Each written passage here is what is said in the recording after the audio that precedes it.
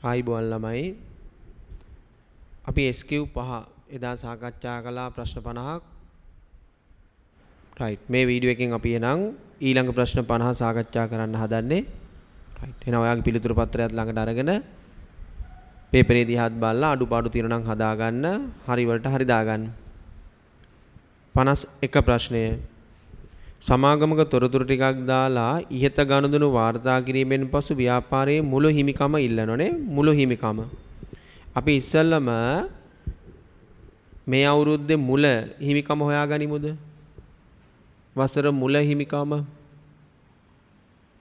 මුල හිමිකම ගන්න පුළුවන් නේද අපිට මුල තියෙන මෙන්න මේව එකතු කරාම මුල හිමිකම ගතයි නේද සාමාන්‍ය කොටස් හිමිකමේ කොටසක් වර්ණීය කොටස් ගන්න බෑ නිදහස් කළ හැකි අයුරෙන් තියෙන නිසා ඒක හිමිකමේ කොටසක් කියලා ගන්න එපා නිදහස් කළ නොහැකි වර්ණීය කොටස් පමණයි හිමිකමේ කොටසක් වන්නේ ප්‍රත්‍යාගන්න සංචිත හිමිකමේ කොටසක් රඳවාගත් තිපෙවුම් හිමිකමේ කොටසක් එහෙනම් මුල හිමිකම ගන්නකොට වර්ණීය කොටස් නිදහස් කළ හැකි අයුරෙන් තියෙනවා නම් ඒක වගකීමක් ඒ නිසා මුල හිමිකම 2900ට මේ අවුරුද්දේ ගනුදෙනු 5ක් දීලා තිනවා. ඒ ගනුදෙනු 6ක් තියෙනවා. 6 ගන්න ඕන නම් ගන්න. මුලින්ම තියෙන්නේ වර්ෂය තුල සාකෝ නිකුත් කිරීමක්, වාකෝ නිකුත් කිරීමක්. සාකෝ නිකුත් කිරීම ගන්න, වාකෝ නිකුත් කිරීම අතාරින්න. මොකද මේගොල්ලෝ තියෙන වර්ණීය කොටස් ප්‍රභේදය නිදහස් කළ හැකි නිසා. එහෙනම් මෙන්න සාකෝ නිකුතුව ගන්න හිමිකම වැඩි වෙනවා. කොටසක් රුපියල් 50 බැගින් කොටස් 10000ක් නිකුත් කළා 500යි එතන හිමිකම වැඩි වීම. 2020 3.31 අවසන් වර්ෂයේ ලාභය 180යි. වර්ෂයේ ලාභය 180ක් තියෙනවා. right? වර්ෂයේ ලාභය 180ක් තියෙනවා. ඒ 180 හිමිකමට එකතු කරන්න. 180. ඊට පස්සේ පොදු සංචිතන මාරු කළාට හිමිකම වෙනස් වෙන්නේ නැහැ නේද? පොදු සංචිතන මාරු කරාට හිමිකම වෙනස් වෙන්නේ නැහැ නේද? පොදු සංචිතන මාරු කළාට හිමිකම වෙනස් වෙන්නේ නැහැ. 100ක සංචිත ප්‍රාග්ධනගත කරාට හිමිකම් වෙනස් වෙන්නේ නැහැ නේද? ප්‍රාග්ධනය වැඩි වෙනවා සංචිතයක් අඩු වෙනවනේ. 120ක හිමිකම් නිකුතුවකින් හිමිකම් ප්‍රාග්ධනය වැඩි වෙනවා. හිමිකම් නිකුතුව නිසා ප්‍රාග්ධනය වැඩි වෙනවා 120කින්. ඒක හරිනේ. ප්‍රථම වතාවට ඉඩම් ප්‍රත්‍යාගන්නයෙන් 90ක අලාභයක් ලැබිලා 90ක අලාභය ගැලපෙන්නේ ලාභ ගිණුමේ නේද? එහෙනම් වර්ෂයේ ලාභය හොයලා ඉවරයිනේ. එහෙනම් ඒ 90 ගැලපිලි ඉවරයි. එහෙනම් ඒක අවශ්‍ය වෙන්නේ නැහැ. එහෙනම් මේ තියෙන්නේ වසර අවසන් වෙනකොට හිමිකම මේ තියෙන්නේ අග හිමිකම 3700ක පිළිතුර හරි. පිළිතුරු අංකය 4. ප්‍රශ්න අංක 52 53ට පිළිතුරු සපයන්න කල්බදු වලින් තියෙන්නේ. අපෙන් 52 අහනවා භාවිත අයිතිය ඇති වත්කමේ පිරිවැය. භාවිත අයිතිය ඇති වත්කමේ පිරිවැය සංරචක 3ක් මේ ගානේ තියෙනවා. ඩවුන් පේමන්ට් එකක් ගෙවලා තියෙනවා. මූලික තැන්පතුවක් ගෙවලා තියෙනවා. ඒක ගන්න. මූලික තැන්පතුවක් ගෙවලා තියෙනවා 500ක ඒක ගන්න. ඊළඟ තව දීලා තියෙනවා ආරම්භක ඍජු ගෙවීමක්. වත්කම ක්‍රියාකාරී තත්ත්වයටපත් කරන ඍජු ගෙවීම. වත්කම හොයා ගන්නකොට අපි ඍජු ගෙවීම කරන්න වෙනවා. ඒවා පාවිච්චි කරන තත්ත්වයටපත් කරනකොට ඍජු ගෙවීම කරන්න වෙනවා. ඒතරේ 50ත් එකතු කරන්න. ඊළඟ කල්බදු ණය හිමියට ගෙවන වාරිකවල වර්තමාන අගයත් එකතු කරන්න. වාරික වල percent value එකත් එකතු කරන්න. වර්තමාන අගයත් එකතු කරන්න. ඒකත් අපිට ගානේ දීලා දිනවා. දුන්නේ නැත්නම් හදන හැටි මතකයි නේද? ඔව් වට්ටම් සාධකයෙන් වැඩි කළා වාරික ටික අරගන්න ඕන percent value එක හොයලා. එහෙනම් 3000ත් අරගන්න. එහෙනම් මේ තියෙන භාවිත අයිතිය ඇති වත්කමේ පිරිවැය 3550යි පිළිතුර. 3550යි බිංදු 3යි.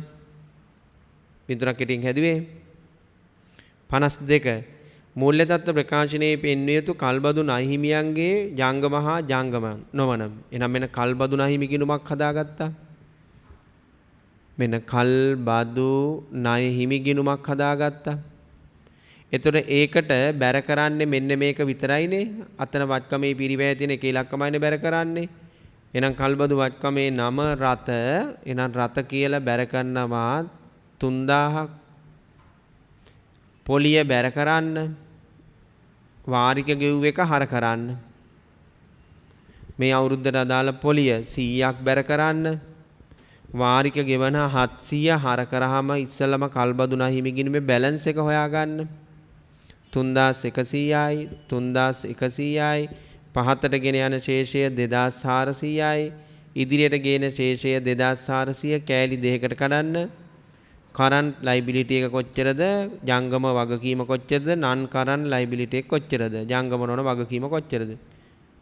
ජංගම වගකීම කියන්නේ ලබන අවුරුද්දේ ගෙවන ඉන්ස්ටෝල්මන්ට් එක ගන්න 700යි. ලබන අවුරුද්දට අදාළ පොලිය ගානක පොලිය විශේෂයෙන් දීලා නැත්නම් එකම පොලියක් දිගට වෙනවා කියලා උපකල්පනය කරන්න. 100ක් අයින් කරන්න. 600යි ජංගම වගකීම. එහෙනම් ලක්ෂ 6යි ජංගම වගකීම. ජංගම නොවන වගකීම ගන්නෙ 2400ක කල්බදු ණය හිමියන්ගෙන් 600ක් ජංගම වගකීම් වලට වැටුනහම ඉතුරු වෙච්ච ටික 1800යි ජංගම නොවන වගකීම. ඔන්න පිළිතුරු මම බින්දුවක් කෙටියෙන් හදලා තියෙන්නේ.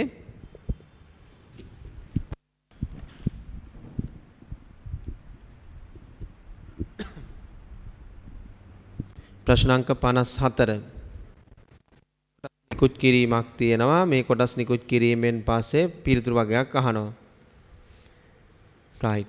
මෙයාට කොටස් 10000ක් තියෙනවා රුපියල් ලක්ෂයක ප්‍රාග්ධනයක් සහිත සමාගමක් නේ. එතකොට එයාට මුල ප්‍රාග්ධනය තියෙනවා රුපියල් ලක්ෂයක බින්දුවක් ඇති කරලා 100යි. ඊට පස්සේ අලුත් කොටස් නිකුතුවක් කළා. කොහොමද කොටස් නිකුත් කරලා තියෙන්නේ? වර්ෂයේ ආරම්භයේ පැවති සාමාන්‍ය කොටස් සෑම කොටස් දෙකකටම එක බැගින් නිකුත් කරමින් රඳවාගත් පෙවුම් ප්‍රාග්ධනිත කළා. ඒ කියන්නේ ප්‍රසාද කොටස් නිකුතු වන්නේ. එහෙනම් මෙන්න ඊළඟ ප්‍රසාද කොටස් නිකුතුවා. ප්‍රසාද කොටස් නිකුතුවක් කළා. කොහොමද?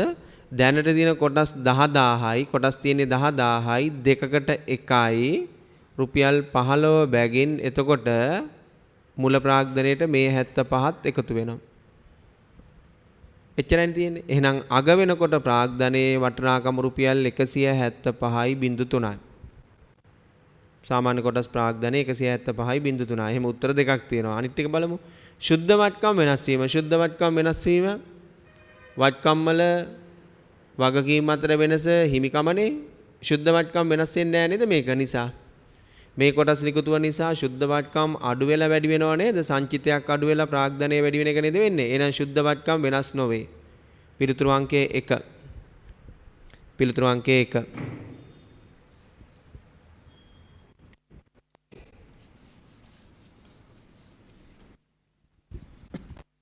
ප්‍රශ්න අංකය 55 56ට පිළිතුරු.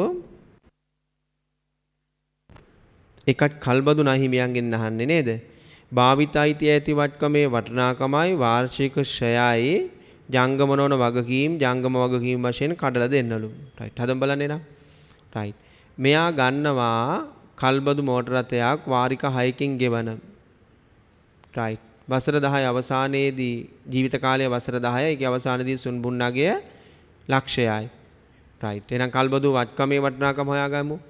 අවම කල්බදු ගෙවීම් වල වර්තමාන අගය මෙන්න කල්බදු වාරිකවල percent value එක අපිට දීලා තියෙනවා 8000යි බින්දුවක් කෙටියෙන් එකත් හදන්න. මූලික තැන්පතු ගෙවීම 2000යි වත්කමේ පිරිවැය කොටසන්නේ ඩවුන් පේමන්ට් එක මූලික තැන්පතුව 2000යි. තව ඍජු ගෙවීම් 100යි. ඍජු ගෙවීම 100යි. ඒකත් වත්කමේ පිරිවැය කොටස. පළමු වාරිකයේ ගෙවීම කල්බදු පොලිය එක වැඩක් නැහැ නේ අපිට.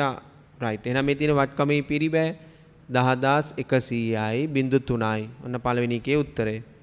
55 එකට උත්තරේ. ඊළඟ වාර්ෂික ෂය වීම. වාර්ෂික ෂය වීම. ෂය කරනකොට අපි බලන්න ඕන කල්බදු වත්කමේ අයිතිය අපිට ලැබෙනවද නැද්ද කියලා. කල්බදු කාලේ අවසානයේ වසර 6කට පස්සේ වත්කමේ හිමිකම අපිට ලැබෙනවද නැද්ද?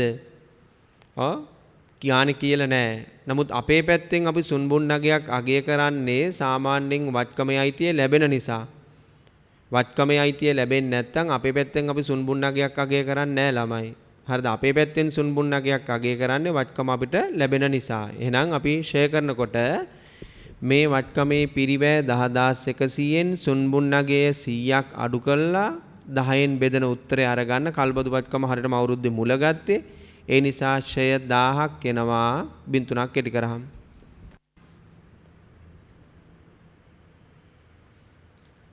ඊළඟ කල්බදු නහිමියන්ගේ ජංගම හා ජංගම නොවන. එහෙනම් කල්බදු නහිමි ගිණුමක් හදලා බැලන්ස් එක හොයාගන්න ඉස්සෙල්ලම. මෙන්න කල්බදු නහිමි ගිණුමක් හදලා බැලන්ස් එක හොයාගන්න. මෙතනින් මේ ඉලක්කම විතරයිනේ ගන්න පුළුවන්. මෝටර් රථ නැත්නම් රථ කියලා 8000 ගන්න. පොලිය බැර කරන්න වාරික හර කරන්න. පොලිය බැර කළා වාරිකය හර කරන්න. මේ අවුරුද්දේ පොලිය 19 20 අවුරුද්දේ පොලිය 900ක් බැර කරන්න. එක ඉන්ස්ටෝල්මන්ට් එකක් 1600යි. 1600 හර කරන්න. එහෙනම් ගිණුම බැලන්ස් කරන්න 8900යි 8900යි පහතට ගෙන යන ශේෂය 7300යි ඉදිරියට ගේන ශේෂය 7300යි මේක කෑලි දෙකකට කඩන්න. ජංගම හා ජංගම නොවන කරන්ට් ලයිබිලිටි එකයි නන් කරන්ට් ලයිබිලිටි එකයි. මෙන්න කරන්ට් ලයිබිලිටි එක මෙන්න නන් කරන්ට් ලයිබිලිටි එක. ජංගම නොවන කඩන්න. කරන්ට් ලයිබිලිටි එක ලබන අවුරුද්ද ගෙවන වාරිකය ගන්න. හැම අවුරුද්දකම වාරිකය 1600යි. ලබන අවුරුද්දට පොලිය වෙනම දීලා තියෙනවා 20 21 පොලිය 800 අයින් කරන්න. එතකොට 800යි ජංගම වගකීම. ජංගම නොවන වගකීම ගන්න නම් 7300න් උඩට ආපු ඉලක්කම 800 අයින් කරන්න. 7300න් 800 අයින් කරාම 6500යි ජංගම නොවන වගකීම.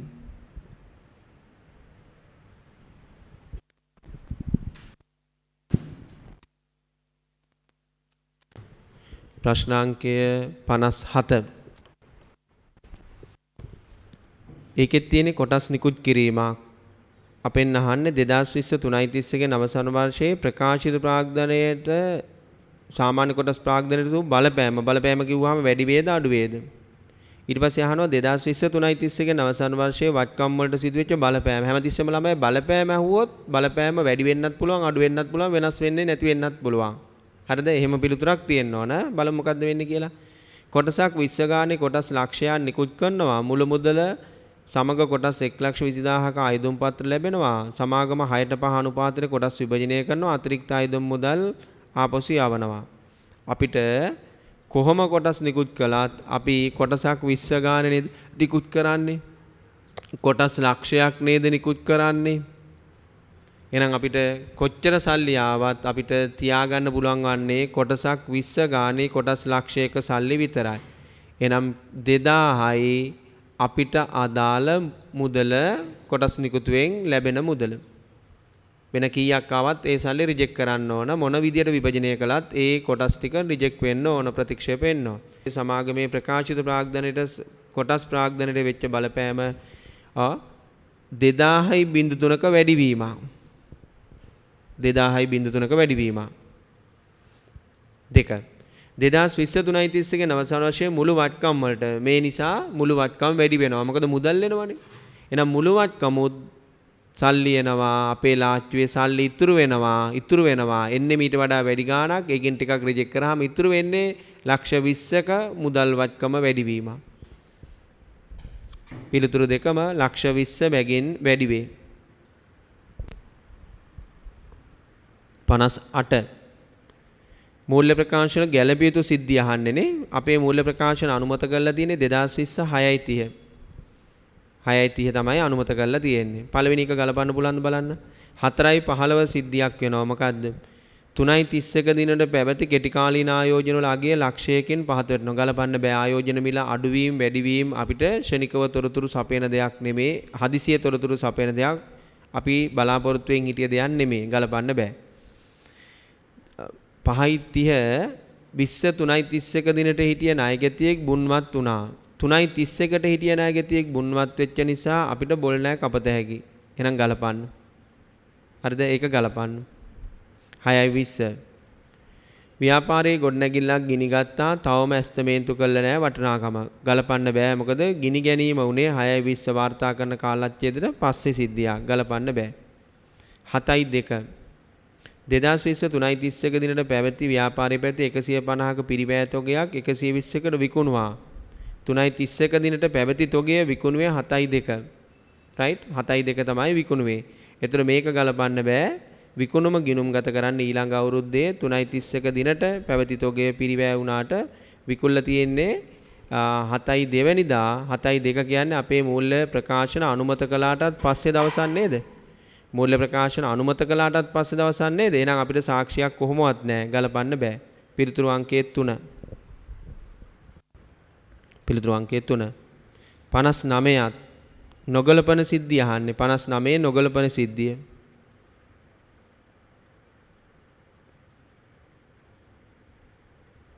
right. ඒ ගලපන්න පුළුවන් 3.31කට තිබිච්ච තොගයක් 4.25 අලෙවි කරපු නිසා. B ගලපන්න බෑ 4.2 ණයට විකුණුමක් බොල් ණය බවට පත් උනේ ගලපන්න බෑ 4.2 ණයට විකුණුමක් වුණාම 3.31කට අපිට සාක්ෂියක් නැහැ ගලපන්න බෑ. C ගලපන්න බෑ ආයෝජනවල සැලකුතු අගේ අඩුවීමක් ගලපන්න බෑ. D ගලපන්න බෑ 7.19 දින මොකද උනේ ගොඩනැගිල්ල ගින්නෙන් විනාශුනේ ගලපන්න බෑ. ගලපන්න බැරි 3යි එකක් ගලපත හැකි. අපෙන් අහන්නේ ගලපන්න බැරිව නේද? නොගලපනේව නේද? එහෙනම් නොගලපන සිදුවීම් උත්තරය B C D 4. පිළිතුරු අංකය 4. 60 සමාගමක තොරතුරු ටිකක් දීලා තියෙනවා. ඔයාගෙන් අහන්නේ 2020 3.31 දිනට සාමාන්‍ය කොටස් කීයද? ඊළඟ එකේ ටයිපින් මිස්ටේක් එකක් තියෙනවා නේද? ප්‍රාග්ධන සංචිත නෙමෙයි ප්‍රත්‍යාගන්න සංචිත වෙන්න ඕන ළමයි. ප්‍රත්‍යාගන්න සංචිත කීයද? පොදු සංචිතයේ කීයද? රඳවාගත් ලාභය කීයද? රයිට්. එහෙනම් මේ ටික අපි බලමු මොකද වෙනස් වෙන ආකාරය කියලා. රයිට්. දැනට තියෙන ශේෂ ටික සාමාන්‍ය කොටස් ප්‍රත්‍යාගන්න සංචිතයේ පොදු සංචිතයේ රඳවාගත් ලාභය දැනට තියෙන ශේෂ ටික. දැනට තියෙන ශේෂ ටික මම ලියා ගන්නද? මෙන්න සාකෝ තියෙනවා 1000යි ප්‍රත්‍යාගන්න සංචිත තියෙනවා 400යි පොදු සංචිත තියෙනවා 200යි රඳවාගත් ලාභ තියෙනවා 100යි. දැන් ගණුදුන ටිකක් තියෙනවා මේවට ගලපමු. කාලච්ඡේදයේ මුළු විස්තීර්ණ ආදායම 500ක් වූ අතර සමාගමේ බදුපසු ලාභය 400යි. එහෙනම් අපි දන්නවා 500යි 400යි අතර වෙනස වෙනත් විස්තීර්ණ ආදායමක් නේද? එහෙනම් අපි දන්නවා මුළු විස්තීර්ණ ආදායමෙන් 400ක් කියන්නේ රඳවාගත් ඉපයුම් වලට මෙතනට. ඒ අතර වෙනස ප්‍රත්‍යාගන ලාභයක් වෙන්න ඕනේ නේද? ඒක යන්න ඕන ප්‍රත්‍යාගන සංචිත වලට එකතු කරන්න. පොදු සංචිතයට 35ක් මාරු කරමු. පොදු සංචිතයේ වැඩි වේ රඳවාගත් ඉපයුම් අඩු වේ. සාමාන්‍ය කොටස් 50ක් 10 බැගින් නිකුත් කරන්න. එහෙනම් සාමාන්‍ය කොටස් ප්‍රාග්ධනයේ වැඩි වේ 10 බැගින් 50ක් කියන්නේ 500කින්. ලාභාංශ ගෙවනකොට රඳවාගත් ලාභ අඩු වේ 50කින්. එච්චරයි. දැන් මෙතන උත්තර ටික තමයි අහන්නේ. 1500යි පළවෙනි එකට උත්තරේ 3ක් ඇටි කරලා තියෙන්නේ. 500යි දෙවෙනි එකට උත්තරේ 235යි තුන්වෙනි එකට උත්තරේ 4ට 415යි. 3ක් ඇටියෙන් ලියලා තියෙන්නේ.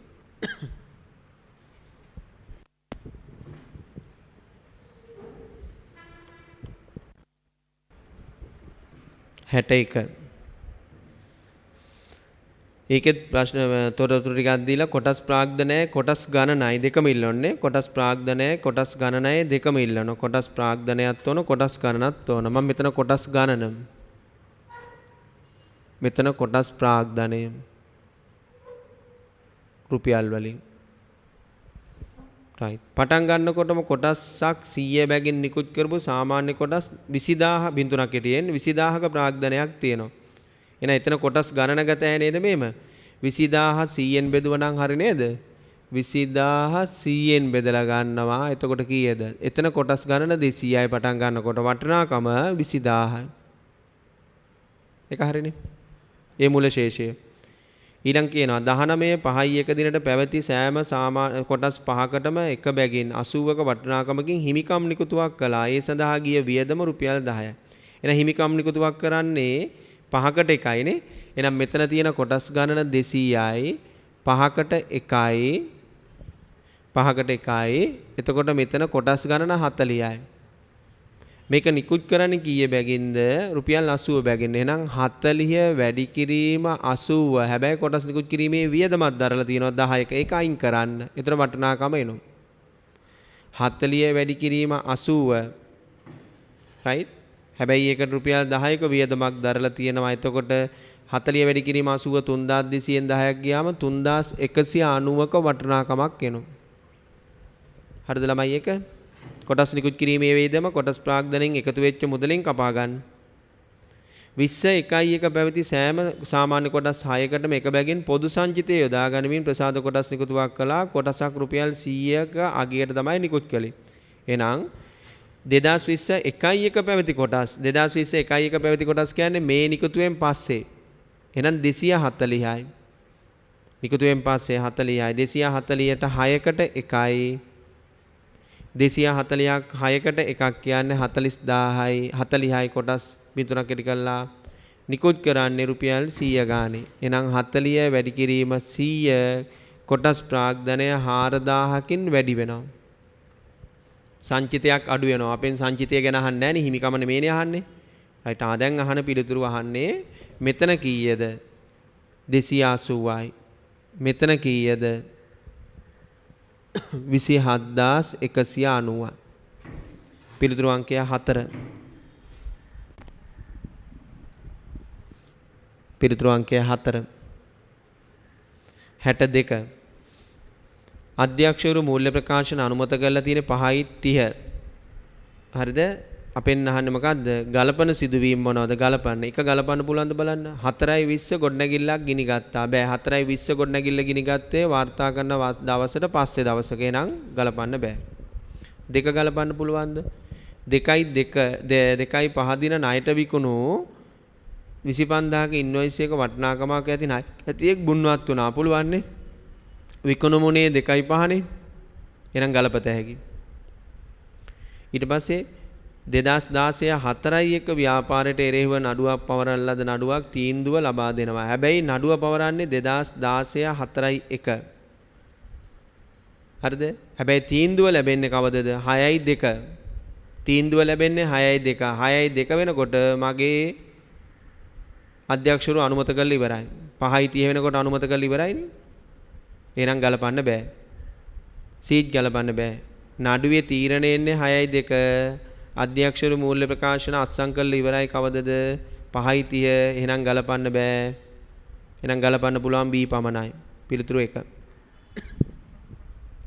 63.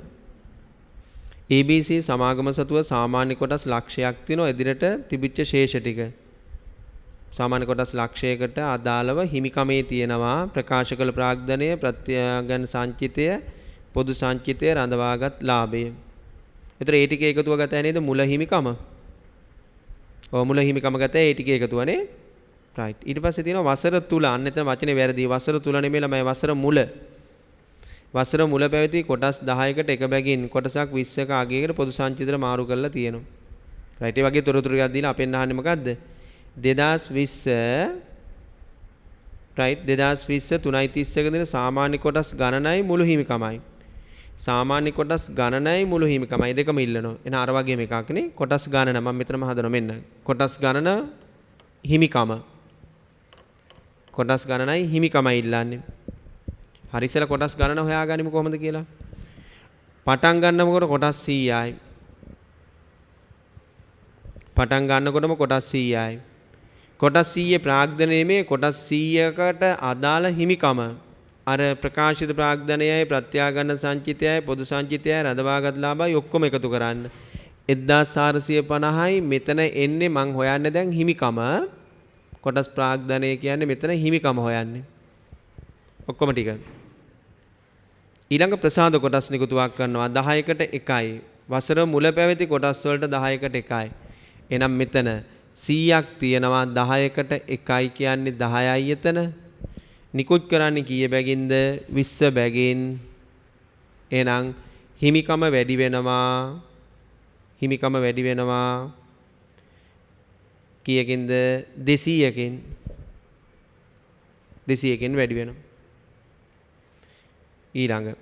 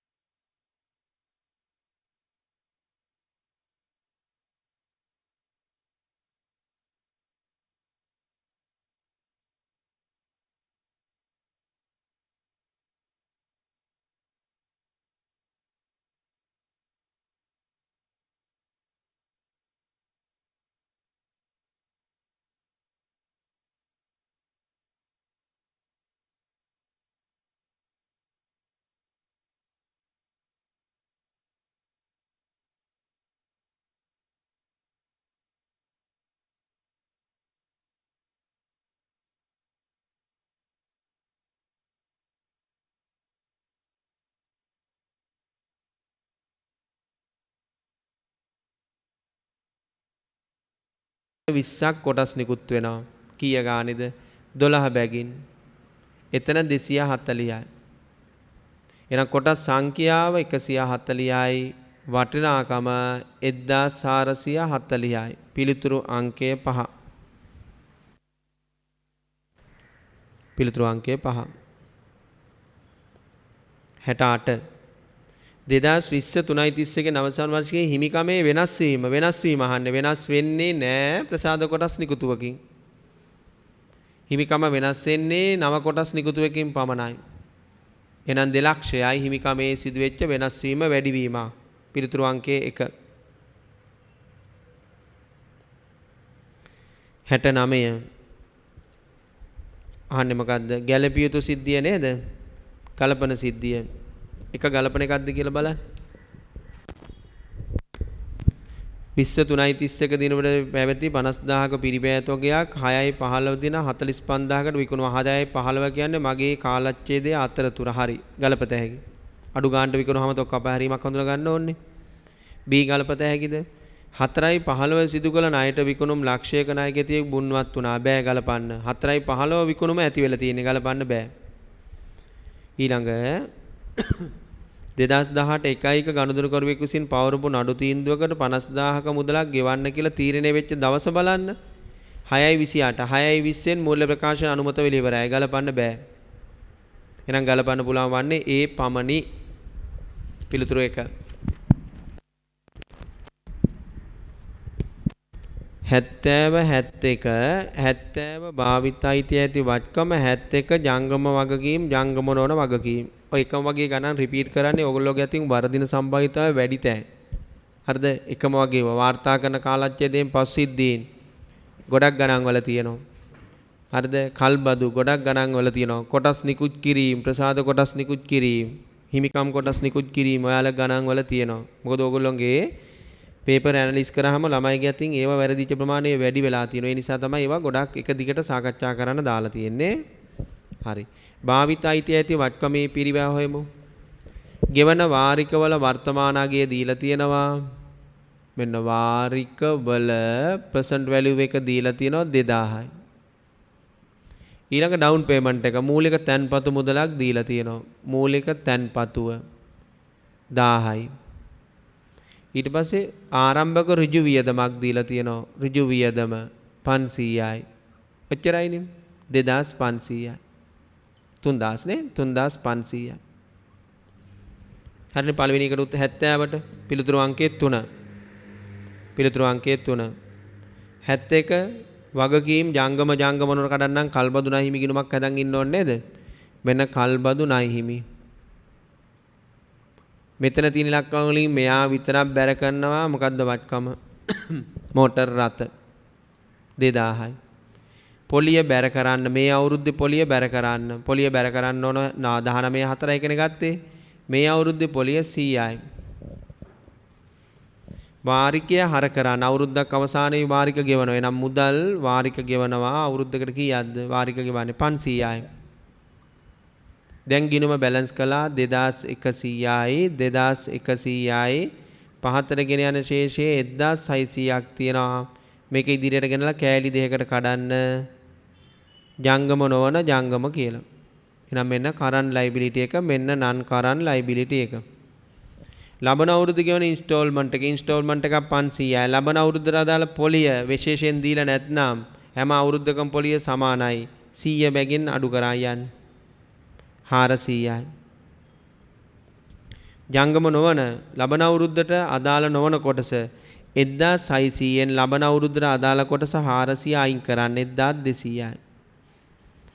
ජංගම 400යි 0.3යි ජංගම නොවන 1200යි 0.3යි පිළිතුරු අංකය 2.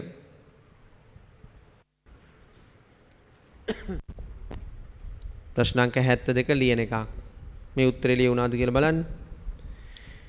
සරල මාර්ග ක්‍රමයට ෂය කිරීම හීනවන ශේෂ ක්‍රමයට වෙනස් කිරීම ගිණුම් කරන ප්‍රතිපත්ති වෙනස් වීමක්ද ගිණුම් කරන ඇස්තමේන්තු වෙනස් වීමක්ද? ෂය ක්‍රමය වෙනස් කිරීම වැටෙන්නේ ගිණුම් ප්‍රතිපත්ති වෙනස් කිරීමකට ඇස්තමේන්තු වෙනස් කිරීමකට නෙමෙයි. එනම් පිළිතුර ඇස්තමේන්තු වෙනස් වීමකින්. හේතුව කියන්නලු. අපි ෂය ක්‍රමයක් තෝරගන්නේ වත්කම් වලින් ලැබෙන ප්‍රතිලාභ රටාව අනුව අපි මොකද කරන්නේ? ෂෙයා ක්‍රමයක් තෝරගන්නවා. වත්කමක් පාවිච්චි කිරීම නිසා අපිට ලැබෙන ප්‍රතිලාභය දිහා බලලා ඒ රටාව අනුව තමයි අපි ෂෙයා කිරීම තෝරගන්නේ. එතකොට මට කැමති ක්‍රමයක් තෝරගන්නවා මම. සරල මාර්ගමේද හීනවන ශේෂකමේද? හරිද? එතකොට වත්කමක ෂෙයා වෙනස් වීම මගින් සිදු වෙන්නේ මොකද්ද? ඇස්තමේන්තුවක වෙනස් වීමක්. මොකද මම ඇස්තමේන්තු කරන්න යොදාගත්තේ සරල මාර්ග මේක වැරදි කියලා පස්සේ තේරුණා. එතකොට හීනවන ශේෂකමේ ඇස්තමේන්තුවට එන ෂෙයා තමයි හොඳම ක්‍රමය. ඒ නිසා මේක රයිට් වත්කමකින් ලැබෙන ප්‍රතිලාභයේ රටාව දෙස බලා ෂෙයා ක්‍රමය තෝරා ගැනීම ඇස්තමේන්තුවක් වන බැවින් තමයි හේතුව. වත්කමකින් ලැබෙන ප්‍රතිලාභයේ රටාව දෙස බලා ෂෙයා ක්‍රමය තෝරා ගැනීම ඇස්තමේන්තුවක් වන බැවින් තමයි පිළිතුර වෙන්න ඕන. ප්‍රශ්න අංක 73.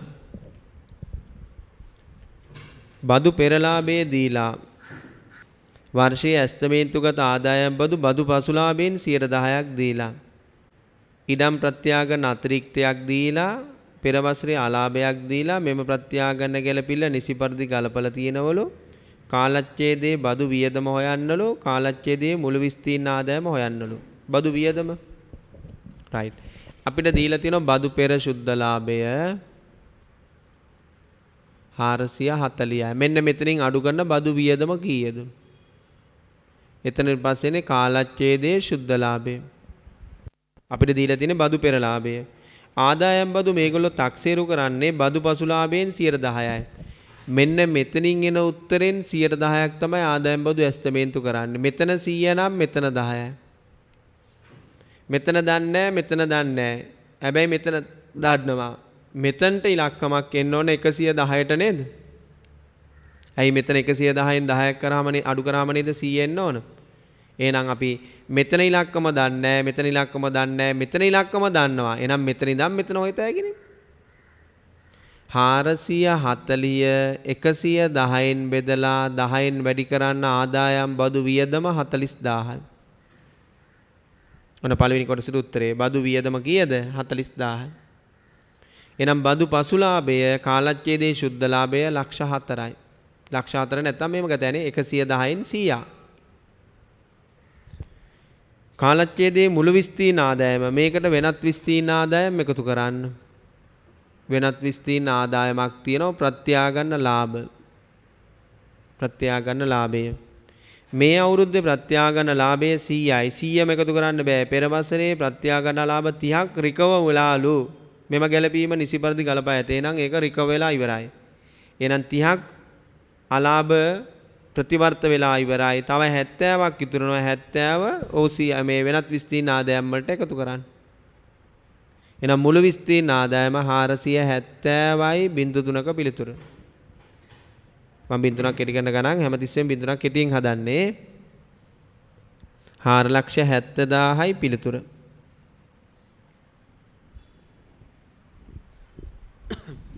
74 ලේසි ප්‍රශ්නයක් සීමිත පොදු සමාගමක සතු අරමුදල් ඉහළ යාමට බලපෑමක් ඇති කරන්නේ කවර ගනුදෙනුවක්ද අරමුදල් ඉහළ යන්නේ ණය කර නිදහස් කිරීමකින් අරමුදල් පහළ යනවා සාමාන්‍ය කොටස් වලින් ලාභාංශ කිව්වොත් අරමුදල් පහළ යනවා ප්‍රසාද කොටස් නිකුත් කිරීමක් කළාට වෙනස් වීමක් වෙන්නේ නැහැ වර්ණීය කොටස් සඳහා ලාභාංශ ගෙවීමකින් අරමුදල් පහළ යනවා හිමිකම් නිකුතුවකින් අරමුදල් ඉහළ යනවා පිළිතුරු අංකයේ 3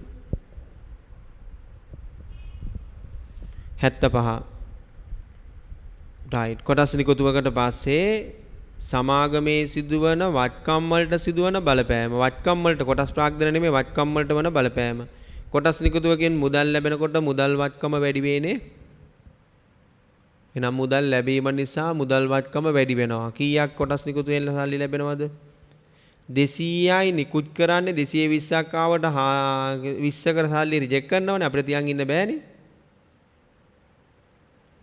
නිකුත් කළා දී 220ක ආයුධම් පත්‍ර ලැබින එම ආයුධම් පත්‍ර සමානුපාතික විභජනය කරලා දී ගෙවූ කොටස් නිකුත් කිරීමේ වියදම් රුපියල් 200කි කොටස් නිකුත් කිරීම මගින් වත්කම් වලට සිදුවන බලපෑම කොටස් නිකුත් කිරීම මගින් වත්කම් වලට වන බලපෑම අහන්නේ හරිද ඒතර මුදල් ලැබෙනවා අපිට 4 ගානේ 200ක් එතකොට එතන 800ක් කොටස් ලැබෙනවා. වැඩිපුර ලැබිච්ච සල්ලි අපිට තියන් ඉන්න බෑ නේද? ප්‍රතික්ෂේප කරන්න ඕනේ නේද? මේක ප්‍රතික්ෂේප කළා කියලා නම් කියන්නේ නෑ. හරිද? නමුත් ප්‍රතික්ෂේපයක් කරන්නම ඕන. තියන් ඉන්න බෑනේ සමාගමට තහනම්නේ. දවස් 20ක් ඇතුළත එකේ වැඩිපුර ආපු සල්ලි ඇප්ලිකේෂන් ක්ලෝස් කරාට පස්සේ දවස් 20ක් ඇතුළත එකේ වැඩිපුර ආපු සල්ලි ප්‍රතික්ෂේප කරන්නම ඕන. හරිද? ප්‍රතික්ෂේප කරන්නම ඕන. ඒක ගානේ කිව්වේ නැතනම් ප්‍රතික්ෂේපයක් කරන්නම වෙනවා. හරිද? මොකද කොටස් සමානුපාතිකව විභජනය කරපු ගමන්ම වැඩිපුර ආපු සල්ලි ප්‍රතික්ෂේප කරන්නම ඕන. මේ ගානේ කියලා නැතුණාද ප්‍රතික්ෂේප කළ යුතුයි. හරිද? එතකොට ආයි සල්ලි ගෙවීමක් තියෙනව නේද? මොකක් නිසාද? කොටස් නිකුත් කිරීමේ වියදම් නිසා. එහෙනම් මුදල් ගෙවීමකුත් තියෙනවා. මුදල් ගෙවීමක් තියෙනවා 200ක. එහෙනම් මුදල් වලට ඇති වෙච්ච බලපෑම 600යි. පිළිතුරු අංකය 5. වත්කම් වලට සිදුවෙච්ච බලපෑම 600යි.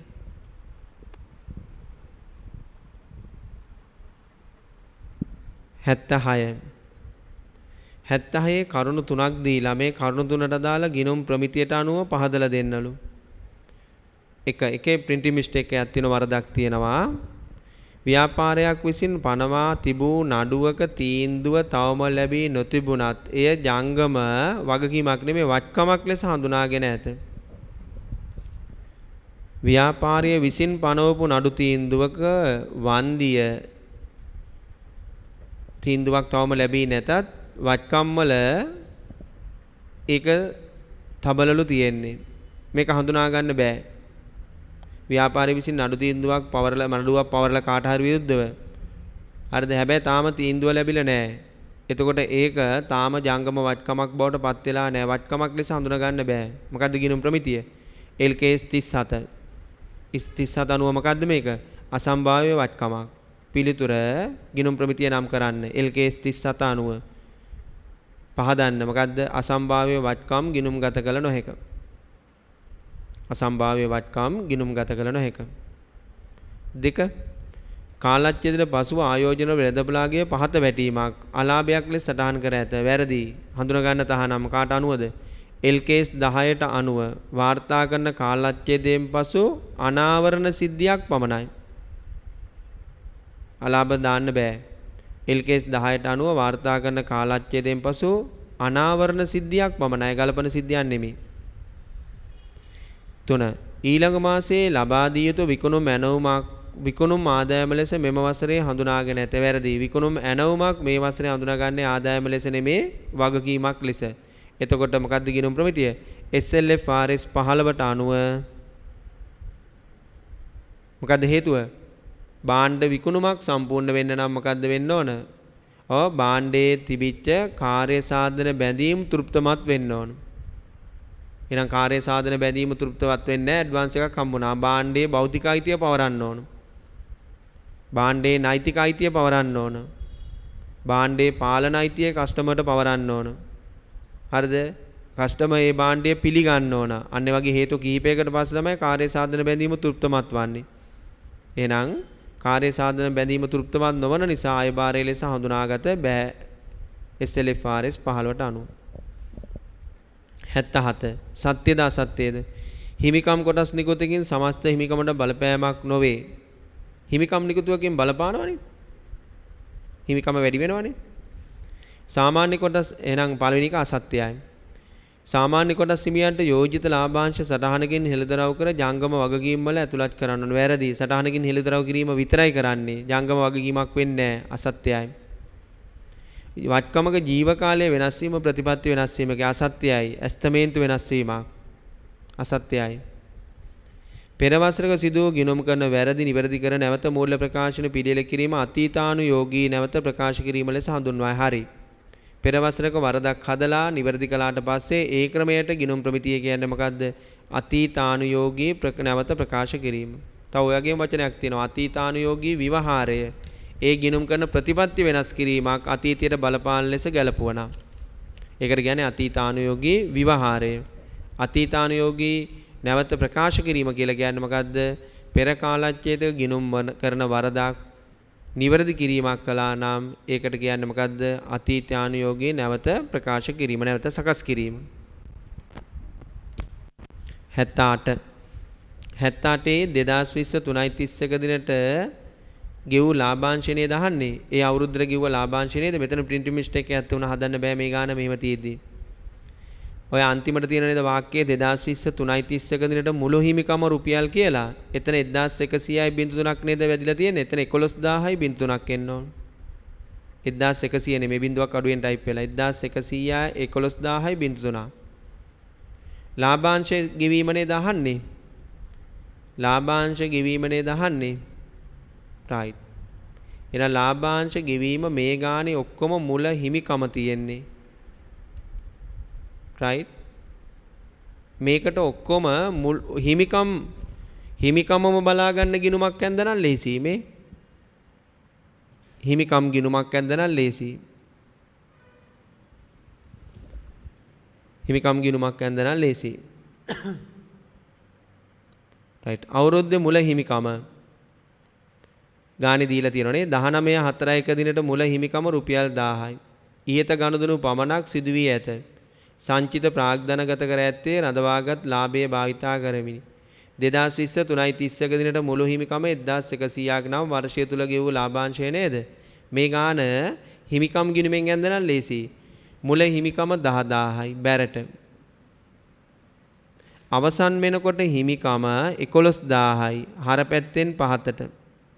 ඊයත ගනුදෙනු විතරයි ලියුනේ. එහෙනම් ඒ ගනුදෙනු මේකට දාමු. ඊයත ගනුදෙනු 19/4 රඳවාගත් ඉපෙවුම් වැඩක් නැහැ. හිමිකම ඇතුලේ ආ ඉන්නවා. වෙනත් විස්තීර්ණ ආදායම් right. මුළු විස්තීර්ණ ආදායම ඉන්නවා වෙනත් විස්තීර්ණ ආදායම් ඉන්නවා. මුළු විස්තීර්ණ ආදායම ඇතුලේ වෙනත් විස්තීර්ණ ආදායමුත් ඉන්නව නේද? එහෙනම් හිමිකම වැඩි වෙන්නේ මුළු විස්තීර්ණ ආදායමෙන් නේද? පටලවා ගත්තේ නෑනේ. වෙනත් විස්තීර්ණ ආදායම් ඉන්නෙත් මුළු විස්තීර්ණ ආදායම ඇතුලේ නේද? එහෙනම් හිමිකම වැඩි වෙන්නේ මුළු විස්තීර්ණ ආදායමෙන් නේද? එහෙනම් බැර කරන්න.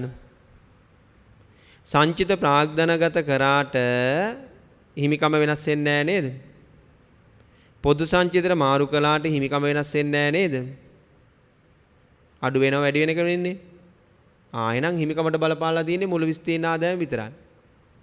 හරිද? එහෙමනම් හරිද මං කිව්වා සංචිත ප්‍රාග්ධනගත කරාට හිමිකම වෙනස් වෙන්නේ නැහැ. පොදු සංචිතයට මාරු කළාට හිමිකම වෙනස් වෙන්නේ නැහැ. වෙනත් විස්තීර්ණ ආදායම මේකට උමනා නැහැ. මොකද මුළු විස්තීර්ණ ආදායම නිසා හිමිකම වැඩි වෙයි. එච්චරයි. දැන් ගිණුම බැලන්ස් කරාම බැලන්ස් වෙන්නේ නැති උත්තරේ තමයි ලාභාංශ ගෙවීම.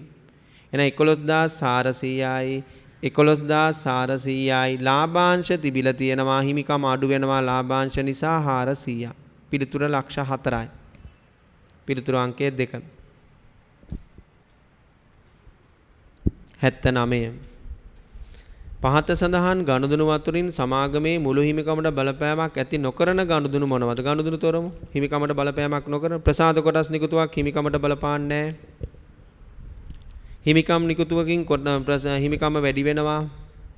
සාමාන්‍ය කොටස් නිකුතුවකින් හිමිකම වැඩි වෙනවා. ලාභාංශ ගෙවීමකින් හිමිකම අඩු වෙනවා. සංචිත වලට මාරු කළාට හිමිකමට බලපාන්නේ නැහැ. අපෙන් අහන්නේ හිමිකමට බලපෑමක් නොකරන ගනුදෙනු AE පිළිතුරු අංකයේ 3. 80. ගිණුම් කරන සමීකරණයක් දීලා මේකට මේ ගනුදෙනු දෙක නිසා අලුත් වටිනාකම් අහන්නේ. එහෙනම් අපි ඒකට ගිණුම් කරන සමීකරණයක් ලියලා ආදේශ කරමුද? right. හැබැයි මෙයාගේ සමීකරණයේ ආන්සර් තියෙන පැත්තටම ඔයත් ලියා ගන්න නැත්නම් පටලැවේ. මුලින්ම තියෙන්නේ හිමිකම. ඊළඟ වගකීම් මේක එකතු කිරීම වගකීම්. එයාගේ තියෙන පැත්තටම ලියා ගන්න නැත්නම් පටලැවේ. ඊළඟ වත්කම්. මම තමයි සමීකරණේ එයා දීලා තියෙන්නේ. මේකේ ශේෂයක් දීලා තියෙනවා 800යි බිඳුනක් කෙටි කරලා 300යි 1100යි. ගනුදෙනු දෙකක් දීලා තියෙනවා. එක රුපියල් 50ක තම වගකීම් පියවීමට රුපියල් 50ක වගකීම් තම කියන වචනයන් ඕනෙත් නෑනේ. රුපියල් 50ක වගකීම් පියවීම සඳහා නයිමියන්ට කොටස් නිකුතුවක් කළා. කොටස් නිකුතුවක් කරමු 50ක. කොටස් නිකුත් කරාම හිමිකම වැඩි වේ. නිකුත් කළේ වගකීමක් පියවන්න නිසා වගකීම් අඩු වේ. මාසික ගෙවල් කුලී වියදම 20ක් වන අතර මාස 6ක කුලී ගෙවා නැත.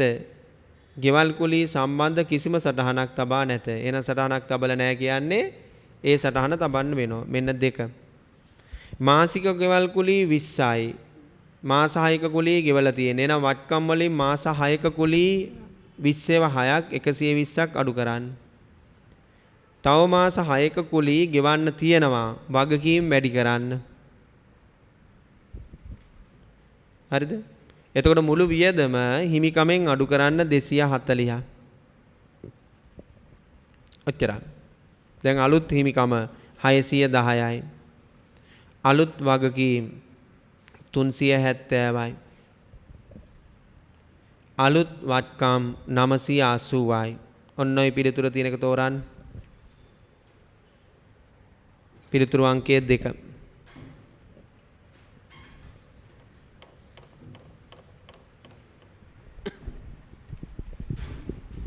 81 82ට පිළිතුරු 81 යන්ත්‍රයේ පිරිවැය 2019 3.31 දිනට වර්ෂයේ ෂය වීම. දිනට වර්ෂයේ ෂය වීමක් හොයන්න බෑ. දිනෙන් අවසන් වර්ෂයේ ෂය වීම වැරදිනේ.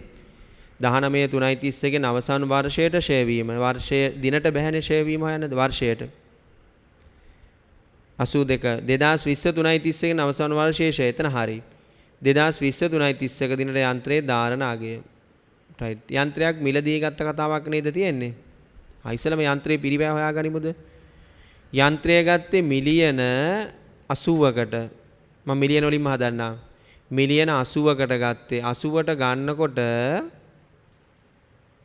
මේගොල්ලෝගේ මේ කතන්දර ටික දැක්කද ඔයා? 80කට ගත්ත ඊට අදාළ තොරතුරු පහක් දැක්වේ. සවි කිරීමට යනෝ මිලියන 5ක්. ගෙනීමට යනෝ මිලියන 3ක්. වාර්ෂික නඩත්තු වියදම් යනෝ මිලියන 12ක්.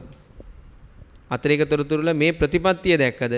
මිලියන 5ට වඩා අඩු වටිනාකමකින් යුත් වියදමක් ලෙස ලාභාලාභ ප්‍රකාශනයට කපා හැරීම සමාගමේ ප්‍රතිපත්තිය. අන්න ඒගොල්ලෝ ප්‍රතිපත්තියක් දාගෙන මොකද්ද? අපිට මිලියන 5ට වඩා අඩුයි කියන්නේ කුඩා ඉලක්කමක්. ඒ නිසා ඒ කුඩා ඉලක්කම ලාභාලාභ ගිණුමේ ලියාහරණ එක තමයි මේගොල්ලෝ කරන්නේ. හරිද ඒක? යන්ත්‍රයේ ජීවිත කාලය වසර 10යි සුන්බුන්නගේ මිලියන 7යි. ගැනුම් මිලෙන් 10%ක වට්ටමකුත් හිමි වෙනවා. එහෙනම් යන්ත්‍රයේ පිරිවැය හොයමු. ගැනුම් මිල මිලියන 80යි. හැබැයි 80න් 10%ක් වෙළඳ වට්ටම්. මිලියන 8ක් වෙළඳ වට්ටම්. ගැනුම් මිල මිලියන 72යි. මිලියන වලින් හදන්නේ. මේකෙන් 10%ක් තමයි මේ තියෙන්නේ.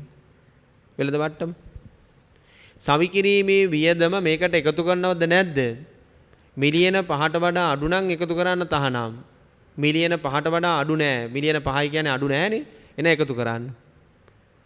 සවි කිරීමේ වියදම මිලියන 5ට වඩා අඩු නම් එකතු කරන්න බෑ. අඩු නෑ. මිලියන 5යි එකතු කරන්න. ගෙනීමේ කුලී එකතු කරන්න බෑ. මිලියන 5ට අඩුයි. හොඳ ගානක්. මිලියන 5ට වඩා අඩුයි. අපේ පුරුද්දක් තියෙන ගෙනීමේ කුලී එකතු කිරීම. එකතු කරන්න බෑ. මිලියන 5ට අඩු නිසා එකතු කරන්න බෑ. අතාරින්න. වාර්ෂික නඩත්තු පිරිවැය කොහොමත් එකතු කරන්න බෑ. ඒක සාමාන්‍ය වියදමක් නේ. එකතු කරන්න බෑ. එන යන්ත්‍රයේ පිරිවැය මිලියන 77යි. මේ තියෙන කොස්ට් එක. එකට උත්තරේ මිලියන 77යි. පුරුද්දක් ගිහිල්ලා මිලියන 3ත් එකතු කරයි ගාන හරියට කියවන්නේ නැතුව තොරතුරු අංක 1 හොඳට බැලුවා නම් තේරෙනවා. ඒ වලට කියන්නේ ප්‍රමාණාත්මක නොවන වියදම්. වත්කමේ පිරිවැයට බලපෑමක් ඇති නොකරන වියදම් තියෙනවා. වටිනාකම දිහා බැලුවාම ඒ වලට කියන්නේ ප්‍රමාණාත්මක නොවන වියදම්. මම වීඩියෝ එකේ නිසා ගොඩක් පැහැදිලි කිරීම කරන්නේ නැහැ. කාලය ගත වෙන නිසා. හරිද? රයිට්. 2 19 3.31 ගෙන් අවසන් වර්ෂයේ ෂය ගත්ත අවුරුද්දේ ෂය ගත්තේ 18 10යි 1 මාස 6යි ෂය කරන්න තියෙන්නේ නේ 18 10යි 1 19 3.31 කියන්නේ මාස 6 නේද? එහෙනම් මෙන්න ෂය දෙවෙනි කොටසට උත්තරේ ෂය මිලියන 77න් සුන්බුන්නගේ මිලියන 7 අඩු කළා. ඵලදායී කාලය 10න් බෙදලා මේ අවුරුද්දට 12න් 6ක් විතරක් ෂය බලන්න. 12න් 6ක් විතරයි. මිලියන 3.5යි. ඔන්න දෙවෙනි කොටසට උත්තරේ. මේ 81 උත්තර දෙක එකට දෙකට. ඊට පස්සේ 82 2020 3.31 ගෙන් අවසන් වර්ෂයේ ෂය. එතකොට ඒ අවුරුද්දේ ෂය කරනකොට මාස 6ක් නෙවෙයිනේ දැන් අවුරුද්දෙම වත්කම තියෙනවනේ. එහෙනම් 77 ඍණ 7 බෙදීම 10 මිලියන 7යි. එතන මිලියන 7යි. ඒක 2 2020 3.31 දිනට යන්ත්‍රයේ ධාරණාගය කියන්නේ පිරිවැයෙන් සමුච්චිෂය අඩු වෙලා හානි කරන අලාභයක් තිබුණොත් ඒකත් අඩු වෙලා නේද? මේ ගානේ හානි කරන අලාභ නැහැනේ. ඔයගොල්ලෝ නැහැනේ. 77න් සමුච්චිෂය අඩු කරන්න. සමුච්චිෂය ගන්නකොට ගිය අවුරුද්දට 3.5යි. මේ අවුරුද්දට මිලියන 7යි. ඔක්කොම 10.5ක් අයින් කරන්න. ගිය අවුරුද්දට 3.5යි. මේ අවුරුද්දට 7යි. මිලියන 10.5ක් අයින් කරාම පිළිතුර 66.5යි මිලියන. ප්‍රශ්නාංකය 83. 2020 3.1 පොඩක් එක හොඳට අවධානය යොමු කරන්න. දන්නේ නැති එකක් වෙන්න පුළුවන් සමහරලාට. 2020 3.1 සමාගමක් 400ක මුදලක් භාණ්ඩ හා සේවා වාර දෙකක් සැපීම සඳහා ලබා ගන්නා ලදී. භාණ්ඩ සැපීම හා සේවා සැපීම වෙන වෙනම සිදු කරන්නේ නම් පහත පරිදි විය. භාණ්ඩ විකුණුමින් 300යි සේවා වාර දෙකකට 200යි තමයි මේගොල්ලෝගේ ගිවිසුම්ගත බැඳියාව. එතකොට 500යි. 2020 3.30 ගනුදෙනුකරුවෙක් වෙත සියලු භාණ්ඩ සපයා ඇති අතර සේවා වාර එකක් ඉටු කළා. එහෙනම් 2020 3.30 ගේ අවසාන වර්ෂයේ ගනුදෙනුකරුට භාණ්ඩයේ සැපයුවා කියන්නේ අයබාරය හඳුනා ගන්න. සේවා වාර එකක් කරයි කියන්නේ තව එකක් ඉතුරු වෙලා. එහෙනම් අයබාරය හඳුනා ගන්න පුළුවන් ගන්න එක සේවා වාරයකට අදාළ විතරයි. SLFRS 15ට අනුව පහත දෑ ගණනය කරන්න. ගනුදෙනු වලට අදාළ කාර්ය සාධන බැඳීම් වටිනාකම් වෙන වෙනම ගණනය කරන්න. වෙන වෙනම දක්වන්න. කාර්ය සාධන බැඳීමේ වටිනාකම වෙන වෙනම හොයන්නලු. රයිට්. ඔයා මෙන්න මේක දැක්කද? මේ ඇග්‍රීමන්ට් එකේ ගනුදෙනුවේ සාධාරණ මිල මිලියන රුපියල් ලක්ෂ 4යි නේද? ලක්ෂ 4ක මුදලකට භාණ්ඩ හා සේවා වාර දෙකක් සපයනවා කියලා පොරොන්දුවක් වෙලා තියෙනව නේද? හැබැයි මේවා වෙන වෙනම ගත්තනම් ඔය ඇග්‍රීමන්ට් එක නැතුව ගත්තනම් භාණ්ඩයේ විකුණලා 300ක් ගන්නවා සේවා වාර දෙකකට 200ක් ගන්නවා. ඒතර එහෙම ගත්තනම් ලක්ෂ 5ක් නේද යන්නේ? නමුත් මම මේ දෙකම එකවර ගන්න නිසා ලක්ෂ 4යි නේද යන්නේ? එහෙනම් ඩිස්කවුන්ට් එකකුත් හම්බෙලා. දැන් ඔයාගේ පළවෙනි කොටස කියනවා ගනුදෙනු වලට අදාළ කාර්ය සාධන බැඳීම් වටිනාකම වෙන් කර දක්වන්න. එහෙනම් අපේ ඇග්‍රීමන්ට් එකට අනුව භාණ්ඩ විකුණුම් වල අයබාරය කීයක් ලෙස හඳුනා ගන්නවද? සේවා සැපීම මත අයබාරය, සේවා සැපයුම මත අයබාරය කීයක් හඳුනා ගන්නවද? වෙන වෙනම ගත්තනම් 300යි 200යි. මම වෙන වෙනම ගත්තේ නෑ, දෙකම එකවර ගත්තේ. දෙකම එකවර ගන්නකොට මට ගියේ 400යි. මේ 400ට මේ ඉලක්කම් දෙක සෙට් කරගන්නේ කොහොමද? ඒක තමයි අයබාරය ලෙස හඳුනා ගන්න ඕන වටිනාකම්. හරිද? රයිට්. පොඩි දෙයක් තියෙන්නේ. මේ බලන්න. 500ට 300යි. එහෙනම් 400ට කීයද? 500ට 300යි. හරිද? එහෙනම් 400ට කීයද? මොකද්ද කරන්න ඕන? 500ට 300 නම් 400ට කීයද? සමානුපාතික කරන්න. රයිට්. එතන 240යි. මෙතනත් එහෙමයි. 500ට 200 නම් 400ට කීයද? 500කට 200 නම් 400කට කීයද? එතන 160යි. ඔන්න මට සපයපු ගිවිසුමට අනුව මම අයබාරය වෙන් කරගන්න හැටි. හරිද? අයබාරය වෙන් කරගන්න හැටි පොඩි දෙයක් නේ කිව්වේ, සමානුපාතික කරන්න. මේකයි තියෙන අතර අනුපාතයට මේ 400 සමානුපාතිකව බෙදා ගන්න. එහෙමයි SLFRS 15 කියන්නේ අපිට කරන්න ඕන විදිය. හරි. දැන් බලන්න 2020 3.31 දිනට හඳුනාගත්තු මුළු අයබාරය. මේ තියෙන්නේ මොන අවුරුද්දට වුණත් හඳුනා ගන්න ඕන මුළු අයබාරය. දැන් මේකෙන් අපි හඳුනාගනිමු 2020 3.31 දිනට හඳුනා ගන්න අයබාරය. භාණ්ඩයේ සපයලා ඉවරයි. එහෙනම් අයබාරය හඳුනා ගන්න මේ අවුරුද්දෙම 240 අයබාරය හඳුනා ගන්න. මේකින් සේවා වාර එකයි ඉතුරු වෙලා තියෙන්නේ. එකක් කළා තියෙනවා. එහෙනම් මේ අවුරුද්දේ එකක් කළා, භාගයක් හඳුනා ගන්න. හරිද? 80යි. එතකොට මේ අවුරුද්දේ හඳුනා ගන්න අයබාරය කීයද? 320යි. ඔන්න මේ අවුරුද්දේ හඳුනා ගන්න අයබාරය 320යි. තේරුණාද ළමයි? right. ඒකෙම මම තව පොඩ්ඩක් කොටසක් කියලා දෙන්නද? අපි හිතමු ඊළඟ අවුරුද්ද 2021 3:31ට ගියාම අපි හිතමු ආයි මේ භාණ්ඩය විකුණන්නේ නැහැ නේ, විකුණලා ඉවරයිනේ නේ. භාණ්ඩය ලබා දීලත් ඉවරයිනේ. එහෙනම් මෙතනින් ආයි බාරයක් හඳුනා ගන්න නැහැ. මෙතන සේවාවන්ගෙන් හරිද තව වාරයක් ඉටු වෙනවා. එහෙනම් ඒ අවුරුද්දේදී 80ක ආයි බාරයක් විතරක් හඳුනා ගන්න ඊළඟ අවුරුද්දට ගිහිල්ලා. ඊළඟ අවුරුද්ද අහන්නේ අපෙන් මම එක වැඩිපුර පෙන්නුවේ පටලවා ගන්න එපා. පළවෙනි කොටසේ උත්තරය විකුණුම් වලින් 2,40,000යි සේවා සැපීමෙන් 80000ක පිළිතුරක්. දෙවැනි කොටසේ උත්තරය 2020 3:31 හඳුනාගත යුතු මුළු ආදායම මේක 320.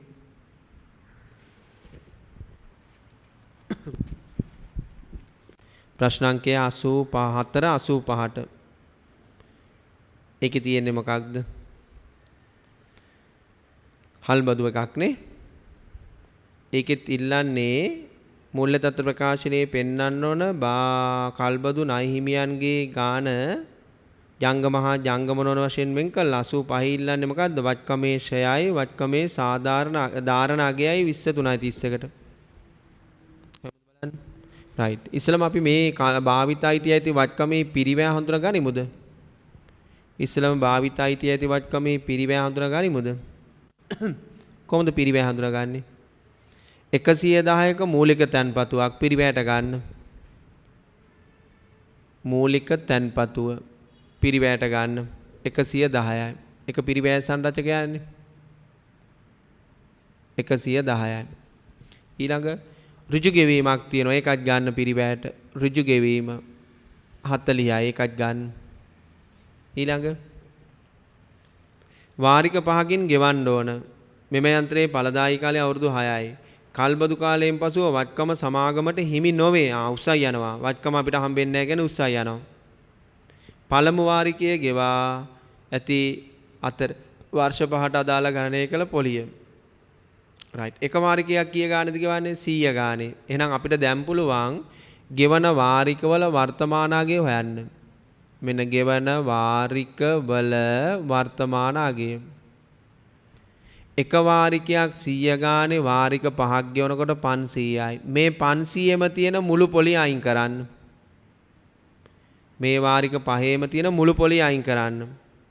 පොලිය අවුරුදු 5කට තියෙනවා. 1 2 3 4 නම්බර්ස් නම් වැරදි ටයිප් කරලා තියෙන වර්ෂ ටිකනේ.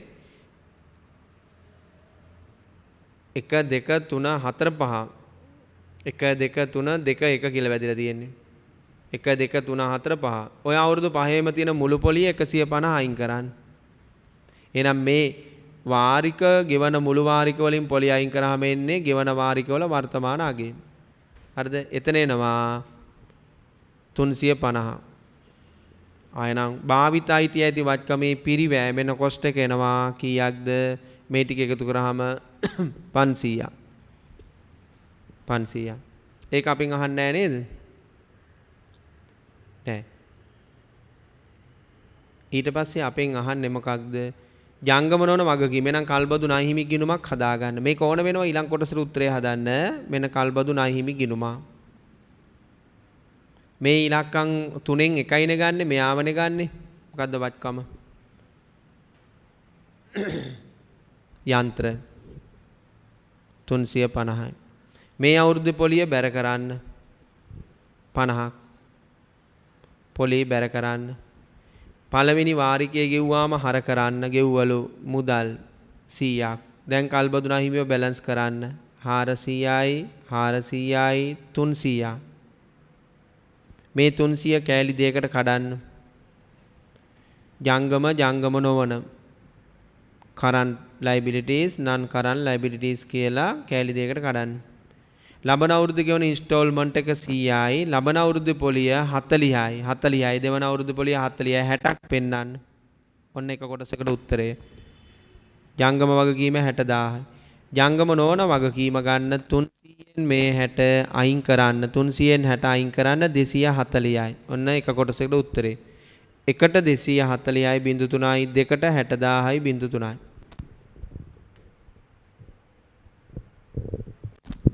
අසූපහ 2020 3:31 අවසන් වර්ෂයේ ෂය වීම වත්කමේ අයිතිය අපිට ලැබෙන්නේ නැහැ. වත්කමේ අයිතිය අපිට ලැබෙන්නේ නැත්නම් වත්කමේ පිරිවැයෙන් සුන්බුන්නගේ අඩු කරන්න තහනම් වත්කමේ අපිට වත්කම අරයි යනවා. මම පන්තිත් මේක පැහැදිලි කරලා තියෙනනේ. වත්කම අරයි යනවා. වත්කම අරයි යනවා නම් සුන්බුන් එයාගේ. වත්කම තියලා යනවා නම් සුන්බුන් මගේ. හරිනේ කතාව ඉච්චරයි. වත්කම ගෙනියනවා නම් සුන්බුන් එයාගේ. වත්කම අරන් අපිට තියලා යනවා නම් සුන්බුන් මගේ. එහෙනම් සුන්බුන්නගේ අඩු කරන්නේ වත්කම තියලා යනවා නම් විතරයි. එහෙනම් සුන්බුන් දුන්නට අඩු කරන්න බෑ. මේකේ දීලත් නැහැනේ කොහමත්. එහෙනම් වත්කමේ පිරිවැය 500යි ඍණ සුන්බුන්නගේ අඩු කරන්න තහනම් වත්කම මගේ නිසා මගේ නොවන නිසා රයිට් බෙදන කාලය සුන්බුන් අඩු කරන්න තහනම් බෙදන කාලය එතකොට සුන්බුන් අඩු කරන්නේ නැහැ කියන්නේ වත්කම යා ගෙනියනවා. එතකොට ඵලදායී කාලය හෝ කල්බදු කාලයෙන් අඩු කාලයෙන් ෂෙයා කරලා දාන්න. වත්කමේ කල්බදු කාලයේ වර්ෂ 5යි ඵලදායී කාලයේ අවුරුදු 6යි මේ දෙකෙන් තෝරගන්න කාලය අඩු කාලය වර්ෂ 5. අර්ධ ගෙනියනවා නම් අඩු කාලය තෝරගන්න. අඩු කාලය කවුද කියලා නිශ්චිත කියන්න බෑ. අඩු කාලය තෝරගන්න. එහෙනම් උත්තරය ගන්න 500 බෙදීම 500යි. ඔන්න එක කොටසකට උත්තරය. 3.31 දිනට වත්කමේ ධාරණාගය හොයන්නේ පිරිවැයන් සමුච්චේෂය අඩු කරන්න 500න් 100ක ෂය අයින් කරන්න 400යි 0.3යි 85 එකට ලක්ෂයක ෂය දෙකට ලක්ෂ 4ක 86 සේවකයන්ට අදාළ දල වැටුප අහන්නේ නේ දල වැටුපට යම් බලන්න ශුද්ධ වැටුප තියෙනවා දල කරන්නේ තියෙන්නේ ශුද්ධ වැටුප තියෙනවා කීයද ශුද්ධ වැටුප 3620යි මේක දල කරන්න නම් සේවකයන් කපාගත්ත දේවල් එකතු කරන්න සේවකයන් අඩු කරගත්ත දේවල් එකතු කරන්න අඩු වෙච්ච දේවල් එකතු කරගෙන යන්න අඩු වෙච්ච දේවල් ටික එකතු කරයි යන්න අඩු වෙච්ච දේවල් වෘත්තීය සමිති ගාස්තු අඩු කරගෙන 10ක් එකතු කරන්න මම නම ලිව්වේ නෑ ණය වාරික කපාගෙන 20ක් ඒකත් එකතු කරන්න EPF එකට සේවකයාගේ දායකත්වය 150යි ඒකත් එකතු කරන්න සේවකයන් කපාගෙන දින ওই තුන විතරයි නේද ජීවන වියදම් දීමනාව ලැබිලා තියෙනවා එතකොට දල වැටුපේ ආ ඉන්නවා අතිකාල ලැබිලා තියෙනවා ඒක දල වැටුපේ ඉන්නවා වෘත්තීය සමිති ගාස්තු කපලා තියෙනවා ඒක එකතු කරන්න ණය වාරික කපලා තියෙනවා ඒක එකතු කරන්න EPF එක කපලා තියෙනවා ඒක එකතු කරන්න අනිත් වර්ග දෙක ආයතනයේ දායකයන් ඒවා අපිට වැඩක් නැහැ නේ දල වැටුප වෙනකොට මෙන්න මේ ටික එකතු කරන්න පිළිතුර 3800යි 0.3යි දල වැටුප ලක්ෂ 38යි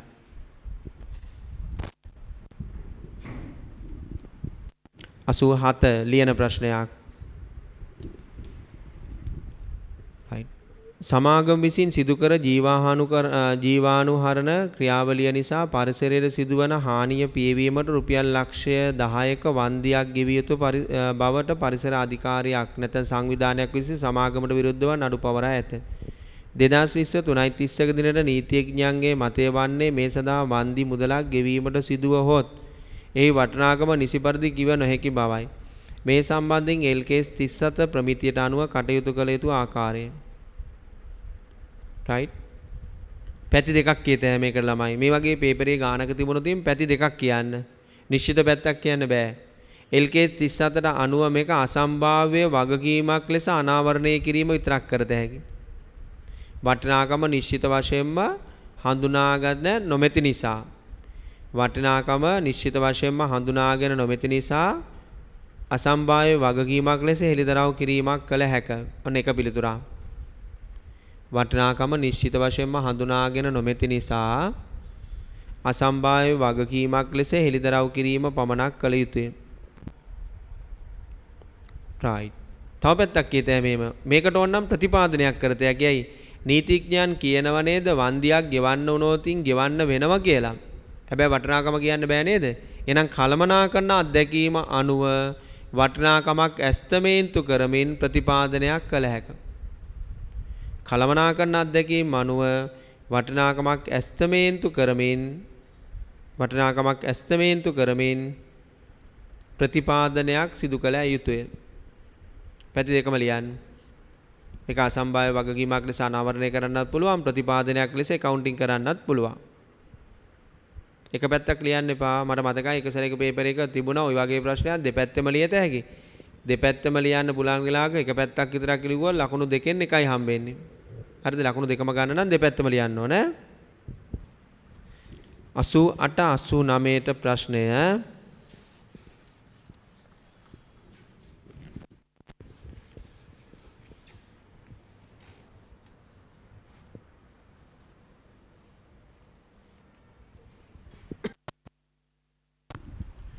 නිෂ්පාදන සමාගමක අවශෝෂණය කළ මුළු පොදු කාර්ය පිරිවැය රුපියල් 1000ක් විය. වසර තුල ඒකක 5000ක් නිපදවා ඇති අතර පොදු කාර්ය පිරිවැය යන්ත්‍රපෑ පදනමට අන්තර්ගහණය කරනවලු. ඒකකයකට ආයවැයගත අවශ්‍ය ආයවැයගත යන්ත්‍රපෑ දෙකක් වන අතර සත්‍ය යන්ත්‍රපෑ 2යි මිනිත්තු 30කි. ඒකකයක ප්‍රාථමික පිරිවැය රුපියල් 800කි. ඒකකයක නිෂ්පාදන පිරිවැය මත 120ක ලාභයක් තබාගෙන විකුණයි. මෙම නිෂ්පාදන සමාගමේ අන්තර්ගහන අනුපාතය කීයද? අන්තර්ගහන අනුපාතය ඉල්ලනවා. රයිට්. ඊළඟ ඒකකයේ නිෂ්පාදන පිරිවැය කීයද? ඒකකයක විකුණුම් මිල කීයද? අන්තර්ගහන අනුපාතය හොයන්න නම් හරිද? අන්තර්ගහනය අයවැයගත පොදු කාර්යය අයවැයගත පදනමකින් බෙදන්න ඕනේ නේද?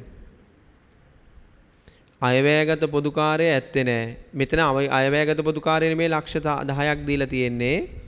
අන්තර්ගහණය කළ පොදු කාර්යය, අවශෝෂණය කළ පොදු කාර්යය. හරිද? රයිට්. එහෙනම් ඔයාලට අන්තර්ගහන අනුපාතය හොයන්න බෑ මේ විදියට කියලා කොහමද? අයවැයගත පොදු කාර්යය බෙදීම අයවැයගත යන්ත්‍රපෑ අරගෙන හොයන්න බෑ. අන්තර්ගහණය කළ පොදු කාර්යය මගේ අතේ තියෙනවා. එතකොට කොහමද? මෙන්න මේ මොහිතය නේද? අන්තර්ග්‍රහණය කළ පොදු කාර්යය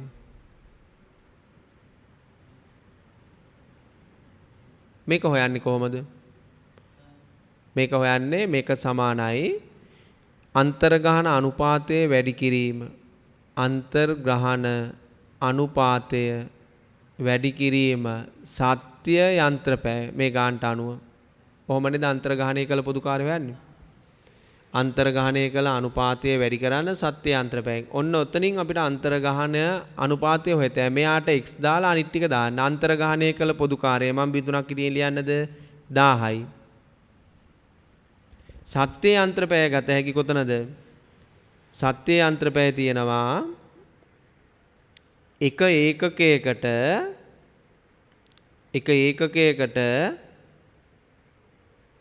2.5ක් තියෙනවානේ.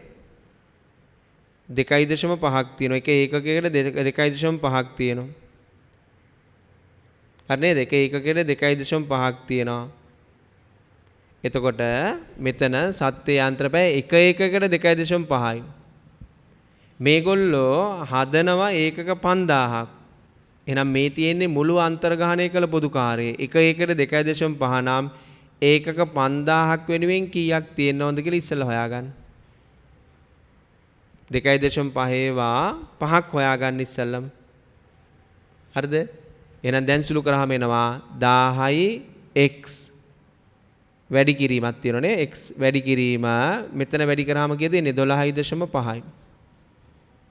දැන් x වල උත්තරේ හොයාගත හැකි. එහෙනම් x සමානයි 1000 බෙදනවා 12.5න්. 1000 බෙදනවා 12.5න්. එහෙනම් අන්තර්ගහන අනුපාතය රුපියල් 80යි. රුපියල් 80යි. හරිද? ඒ ගාන හදාගත්ත හැටි. අපිට දීලා තියෙන්නේ අන්තර්ගහණය කළ පොදු කාර්යය. පොදු කාර්යය අන්තර්ගහණය එන්නේ මෙහෙම නේද? මතකද?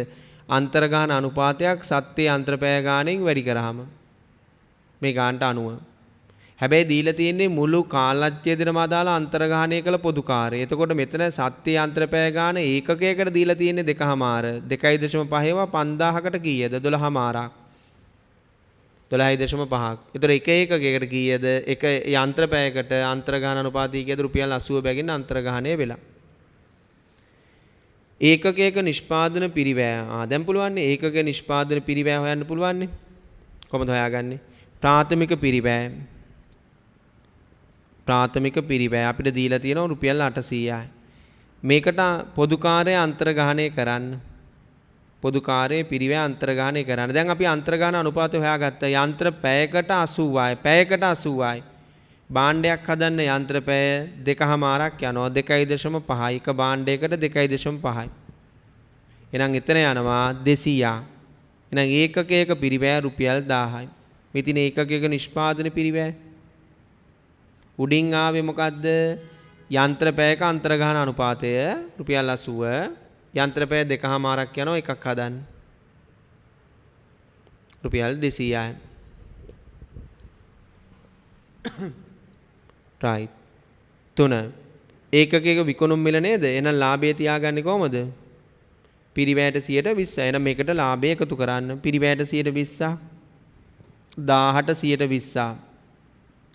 200ක් එකතු කරන්න. 1200යි විකුණුම් මිල. විකුණුම් මිල රුපියල් 1200යි.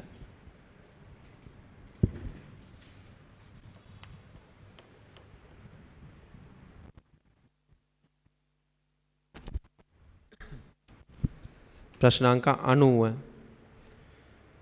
සේවකයාගේ දල වැටුප ලක්ෂ 4යි. වැටුපෙන් සිදු කළ මුළු අඩු කිරීම සේවක අර්ථ සාධක අරමුදල් 10%ක් ඇතුළු 82000යි. right. ආයතනයේ දල වැටුප මත සේවක අර්ථ සාධක අරමුදල් ගණනය කරන අතර සේවයාගේ දායකය 15%යි. ආයතනයේ වැටුප සම්බන්ධ මුළු වියදම කීයද? ආයතනයේ වැටුප සම්බන්ධ මුළු වියදම. ලිසි ප්‍රශ්නයක්. කොහමද? දල වැටුප දීලා තියෙනවනේ. එහෙනම් දල වැටුප වියදමේ කොටසක් 400යි. හරිද? මේකට ආයතනයේ දායකයන් එකතු කරන්න. ආයතනයේ දායකයේ EPF එක ආයතනයේ 15%යි. හරිද? ආයතනයේ 15%යි. 400ට දල වැටුපෙන් 15%ක්. එහෙනම් 400න් 15%ක් බලන්න. 60යි. එහෙනම් මුළු වැටුප් ETF නෑ. EPF විතරයි තියෙන්නේ. 460යි මුළු වැටුප් වියදම. සේවකයා කොටස ආයතනයේ වියදමක් නෙමේ. සේවකයා වැටුපෙන් කැපෙන කොටස ආයතනයේ වියදමක් නෙමේ. 460යි එකට උත්තරේ. ආයන්න 2020 3.31 දිනට රජයට ගෙවිය යුතු සේවක අර්ථ සාධක අරමුදලේ සල්ලි කීයද? රජයට ගෙවන්න කියන්නේ 400න් සේවකයා කොටසයි ආයතනයේ කොටසයි දෙකේම එකතුව තමයි. අරයකින් එකතු කරගන්නව මෙයා දායක වෙනවා දෙකේම එකතුව 100ට කීයද? අරය 10යි මෙයා 15යි 25ක ප්‍රමාණය රුපියල් ලක්ෂයයි 100යි 0.3ක් කෙටි කළා. මේකෙත් 0.3ක් කෙටි කරලා තියෙන්නේ. මේකෙත් 0.3ක් කෙටි කරලා ඔන්න මම දැම්ම. ලක්ෂයයි පිළිතුර.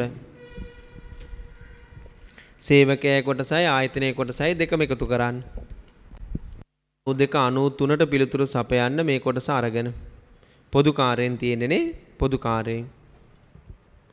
මේ ගානේ ඉල්ලන උත්තර හදන්න ඉස්සෙල්ලා පොඩි පොදු කාර්ය විශ්ලේෂණ පත්‍රිකාවක් ආකෘතිය ඕනේ නැහැ නිකන් හදා ගන්න ඕනේ නේද? සේවා මධ්‍යස්ථාන දෙකක පිරිවැය තාම තියෙනව නේද? එහෙනම් සේවා පිරිවැය මධ්‍යස්ථාන දෙකේ පිරිවැය නිෂ්පාදන පිරිවැය මධ්‍යස්ථාන අතර බෙදා ගන්න ඕනේද ඉස්සෙල්ලම? මෙන්න නිමෙවුම් කියලා අංශයක් තියෙනවා, සැකසුම් කියලා අංශයක් තියෙනවා, ගබඩා කියලා අංශයක් තියෙනවා, නඩත්තු කියලා අංශයක් තියෙනවා. දැනට ගණනය කළ මුළු පොදු කාර්යය දීලා තියෙනවා. මුළු පොදු කාර්යය 400යි 0.3ක් කෙටි කරලා 300යි 100යි 50යි. මේ 100යි 50යි මේ දෙනට බෙදන්න ඕනේ නේද? කොහොමද බෙදන්න කියන්නේ? 100 ගබඩා පිරිවැය නේද? බෙදන්න පුළුවන් අධ්‍යායචනා පත්‍ර අරගෙන. මෙන්න ගබඩා පිරිවැය බෙදන්න අධ්‍යායචනා පත්‍ර 6ට 4 අනුපාතයට. අනිත් එක නඩත්තු අංශය නේද? එහෙනම් නඩත්තු පිරිවැය බෙදන්න එතන තියෙන අනුපාතය නඩත්තු පැය 4ට එක අරගෙන. නඩත්තු පැයනේ 4ට එක අරගෙන. හරිද? එහෙනම් ගබඩා පිරිවැය මේ 100 බෙදන්න 6ට 4ට 60යි 40යි. මේ 50 බෙදන්න 4ට එක 40යි 10යි. එහෙනම් දැන් මෙතන කීයද? 500යි. මෙතන කීයද? 350යි. මෙතන බිඳුවයි මෙතන බිඳුවයි. දැන් මගේ ප්‍රශ්නට උත්තර කියතයි. නිමෙවුම් අංශයේ යන්ත්‍රපෑයක වටිනාකම යන්ත්‍රපෑයක වචනයක් අඩුවෙන් ටයිප් කළනේ. නිමෙවුම් අංශයේ යන්ත්‍රපෑයක අන්තර්ගහන වටිනාකම. ආයන්නෙත් එහෙමයි. සැකසුම් අංශයේ ශ්‍රමපෑයක අන්තර්ගහන වටිනාකම. අන්තර්ගහන වටිනාකම එනවා. නිකම් වටිනාකම නෙමෙයි. එහෙනම් මෙන්න ආයන්නට උත්තරය 91 ආයන්නට උත්තරය. යන්ත්‍රපෑයක අන්තර්ගහන අනුපාතය නේද? අන්තර්ගහන වටිනාකම නේද? එහෙනම් නිමෙවුම් අංශයේ ලක්ෂ 5යි බිඳුනක් කෙටි කරලා තියෙන්නේ. බෙදන්න යන්ත්‍රපෑය ගානින්. යන්ත්‍රපෑය ගාන. right? යන්ත්‍රපෑය. දැන් මේ ගානේ අයවැයගත යන්ත්‍රපෑය නෑ. භාවිතා කළ යන්ත්‍රපෑය තියෙන්නේ. අයවැයගත යන්ත්‍රපෑය නෑ. භාවිතා කළ යන්ත්‍රපෑය තියෙන්නේ. එතකොට අපි නිතරම උපකල්පනය කරනවා අයවැයගත යන්ත්‍රපෑයයි භාවිතා කළ යන්ත්‍රපෑය සමානයි කියලා. හරිද? අන්තර්ගහන අනුපාතයක් හොයන්න අයවැයගත යන්ත්‍රපෑය නේද ඕන? භාවිතා කළ යන්ත්‍රපෑය කියන්නේ සත්‍ය යන්ත්‍රපෑය නේද? එතකොට එහෙම ගාන එක දුන්නේ නැත්නම් භාවිතා කළ යන්ත්‍රපෑය සමානයි අයවැයගත යන්ත්‍රපෑය ගන්නට සමාන කරලා ගන්න ඕන ගාන. නැත්නම් හදන්න බැරි වෙනවා. 50000න් බෙදන්න රුපියල් 10යි. යන්ත්‍රපෑයකට රුපියල් 10යි. ආයන්න ශ්‍රම පැයක අන්තර්ගහන අනුපාතය සැකසුම් අංශයේ 3,50,000ක අයවැයගත පොදු කාර්යය අයවැයගත ශ්‍රම පැය ගාන නැහැ. අයවැයගත ශ්‍රම පැය ගාන නැහැ. භාවිතා කළ ශ්‍රම පැය තියෙන. ඒතර අයවැයගතයි මේකයි සමාන කරන්න 35යි බිඳුනක් කෙටි කරලා 35යි නම් 3,35,000යි. එතනත් රුපියල් 10යි. අන්තර්ගහන අනුපාත දෙක රුපියල් 10 ආවනම් හරි. ඊළඟ 92 අයන්නට අයන්න මොකක්ද අහන්නේ? ඒකකයක නිෂ්පාදන පොදු කාර්යය ඒකකයක නිෂ්පාදන පොදු කාර්යය අංශ දෙකෙන් නිෂ්පාදන පොදු කාර්යය අන්තර්ගහණය කරන්න. නිමෙවුම් සැකසුම් නිමෙවුම් 10යි සැකසුම් 10යි සත්‍ය යන්ත්‍රපෑය ගානින් සත්‍ය ශ්‍රමපෑය ගානින් වැඩි කරන්න. යටින් තියෙනවා ඒකකයක සත්‍ය යන්ත්‍රපෑය සත්‍ය ශ්‍රමපෑය යටින් තියෙනවනේ තොරතුරක් නේද? ඒකකයකට යන සත්‍ය යන්ත්‍රපෑය 2යි දෙකෙන් වැඩි කරන්න. ශ්‍රමපෑය භාගයයි භාගයෙන් වැඩි කරන්න. එහෙනම් මෙතන 20යි මෙතන 5යි එකතුව 25යි. එකතුව 25යි.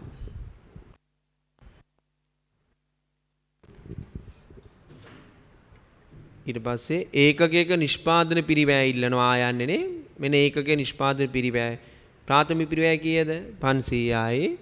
එක ලේසියිනේ ප්‍රාථමික පිරිවැය 500යි. එක දීලා තියෙනවා නිෂ්පාදන පොදු කාර්යය අන්තර්ගහණය කරන්න. උඩින් පොදු කාර්යය අන්තර්ගහණය කළානේ.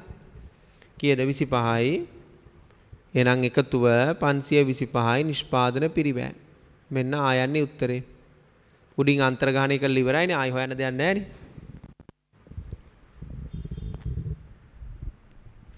93 ඒකකයක විකුණුම් මිල නම් ලාභ අනුපාතයේ තියෙනවා. විකුණුම් මිල පිරිවැය මත 120යි. එහෙනම් මේකට 120ක් එකතු කරන්න. ඔකට 120ක් එකතු කරන්න. හරිද? මේකට 120ක් එකතු කරපු උත්තරය 630යි. මේකට 120ක් එකතු කරන්න. මම 20ක් එකතු කරන නෙමෙයි මම ගත්තේ. මෙහෙම ගත්තා කියන්නේ මේක ලේසියි. 525යි 100න් බෙදුවා 120න් වැඩි කළා. මේත් මේ උත්තරේ මෙනවා. මං හදාගෙන තියෙන්නේ මේ විදියට. හරිද? ඔයාට ඕන නම් මේකට 120ක් ගණන් බලලා මේකෙන් 120ක් මෙතනට එකතු කරා නම් මං හදපු උත්තරේ එනවා.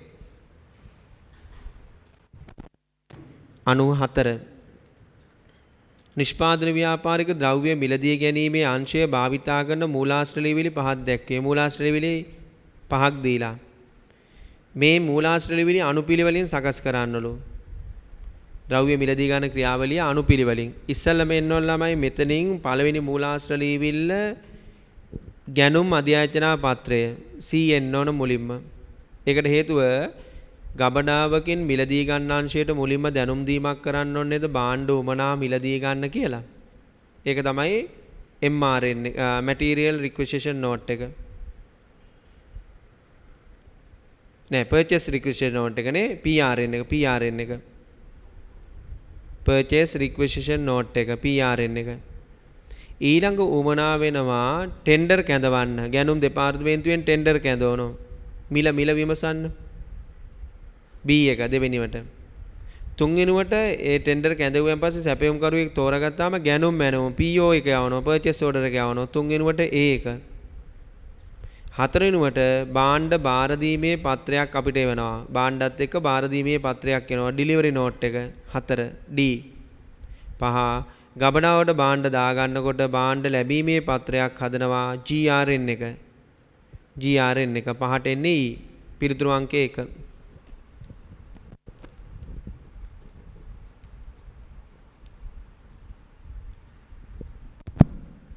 right. එක් භාණ්ඩයක් 95 96ට එක් භාණ්ඩයක් නිපදවන නිෂ්පාදන ව්‍යාපාරික ඇස්තමේන්තුගත් තොරතුරු එකත් පොදු කාර්යයෙන් දීලා තියෙන්නේ. ඒකෙත් පොදු කාර්යයෙන් දීලා තියෙනවා. right. නිමෙවුම් අංශයේ අන්තර්ගාන අනුපාතයයි එක්ලස් අංශයේ අන්තර්ගාන අනුපාතයයි. ඒකෙත් සේවා නඩත්තු අංශයක පිරිවැය තාම තියෙනව නේද? නිමෙවුම් එක්ලස් නඩත්තු.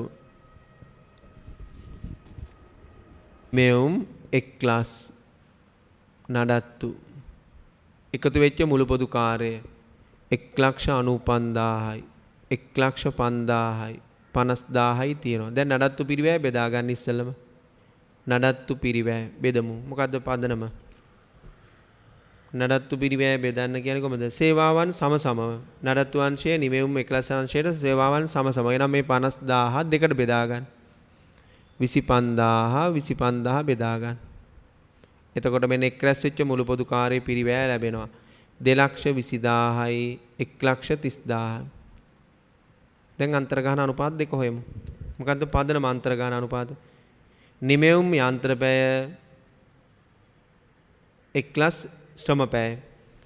එහෙනම් මෙන්න නිමෙවුම් අංශයේ අන්තර්ගාන අනුපාතය 2,20,000 බෙදන්න යන්ත්‍රපැය 20,000න් රුපියල් 11යි.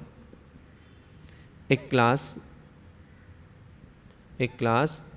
1,30,000 බෙදන්න ශ්‍රම පැය 10,000න් රුපියල් 13යි එතන. 96 ඒකකයකට අන්තර්ගාහණය කළ පොදු කාර්යය. ඒකකයකට අන්තර්ගාහණය කළ පොදු කාර්යය. එතන ඒකකයකට අන්තර්ගාහණය කළ පොදු කාර්යය හොයන්න නම් නිමෙවුම් වලින් කොච්චරක්ද? එක්ලස් වලින් කොච්චරක්ද? එතකොට අන්තර්ගාන අනුපාතය 11 වැඩි කරන්න සත්‍ය යන්ත්‍රපැය වලින් 13 වැඩි කරන්න සත්‍ය යන්ත්‍රපැය වලින්. right. සත්‍ය යන්ත්‍රපැය ගානේ දීලා නැහැ. එතකොට අපි නිතරම උපකල්පනය කරනවා මොකද්ද? අයවැයගත යන්ත්‍රපැය සත්‍ය යන්ත්‍රපැය සමානයි. ගානක දීලා නැත්නම් සත්‍ය යන්ත්‍රපැය ගාන මේ ගානේ දීලා නැහැ. සත්‍ය ශ්‍රමපැය ගාන දීලා නැහැ. එතකොට අපි උපකල්පනය කරනවා මොකද්ද? අයවැයගත යන්ත්‍රපැය සත්‍ය යන්ත්‍රපැය සමානයි. අර විභාගෙදී ගාන අතරින්නේ නැහැ. මේක සත්‍ය යන්ත්‍රපැය දුන්නේ නැහැ කියලා. මොකද කරන්න ඕන? සමාන කරන්න. එතකොට සත්‍ය යන්ත්‍රපැය අයවැයගත යන්ත්‍රපැය ගානට 20,000ට සමානයි නේද? හැබැයි 20,000 තියෙන්නේ හදපු මුළු ඒකක වලට. එක ඒකකයකට හොයාගන්න ඕනේ. එහෙනම් ඒකක 5000ක් නිපදවලා තියෙනවා. එහෙනම් 20,000 5000න් බෙදෙන උත්තරේ 11න් වැඩි කරන්න. මම මෙතන ලියලා පෙන්නන්නද? 20,000 5000න් බෙදෙන උත්තරේ 11න් වැඩි කරන්න. ඒකකයකට හොයාගන්න ඕන යන්ත්‍රපැය. අනිත් එකේ ශ්‍රමපැය එහෙමයි. ශ්‍රමපැය 10,000 ගියේ ඒකක නිෂ්පාදනය කරපු 5,000ට අදාළව. එහෙනම් එක ඒකකයකට කීයද? අනන්තර්ගාණය කළ පොදු කාර්යය 44යි 26යි එකතුව 70යි. රුපියල් 70ක් තමයි ඒකකයකට අන්තර්ගාහණය කරපු පොදු කාර්යය. තොග පාලන මට්ටම් දෙකක් ඉල්ලන්නේ. යලි ඇනවුම් මට්ටම කීයද? යලි ඇනවුම් මට්ටම කීයද? උපරිම තොග මට්ටම කීයද? යලි ඇනවුම් මට්ටමයි උපරිම තොග මට්ටමයි ඉල්ලන්නේ. යලි ඇනවුම් මට්ටම හොයන්න යලි ඇනවුම් මට්ටම හොයාගන්න උපරිම භාවිතය වැඩි කිරීම උපරිම ඇනවුම් කාලය නේද? උපරිම භාවිතය ගානි තියෙනවද? ඔව් සතියක උපරිම භාවිතය 4,800යි. උපරිම ඇනවුම් කාලය තියෙනවද? 4,000 වෙන යලි ඇනවුම් මට්ටම උපරිම භාවිතය 4,800 හැබැයි සතියක තියෙන්නේ. එන ඇනවුම් කාලය සති වලින් උපරිම ඇනවුම් කාලය තියෙනවද? අවම ඇනවුම් කාලය නම් සති 6යි. උපරිම ඇනවුම් කාලය නෑ. ඊ තියෙන්නේ සාමාන්‍ය ඇනවුම් කාලය නේද? එහෙනම් සාමාන්‍ය ඇනවුම් කාලයෙන් උපරිම හොයත ඇනේ කොහොමද හොයාගන්නේ? සාමාන්‍ය 8 නම් සාමාන්‍ය නැති කරන්න 2න් වැඩි කරන්න 16යි, අවම අඩු කරන්න 6යි. එතකොට උපරිම 10යි. එන 4810න් වැඩි කරන්න 48000යි. ඔන්න එකට උත්තරේ.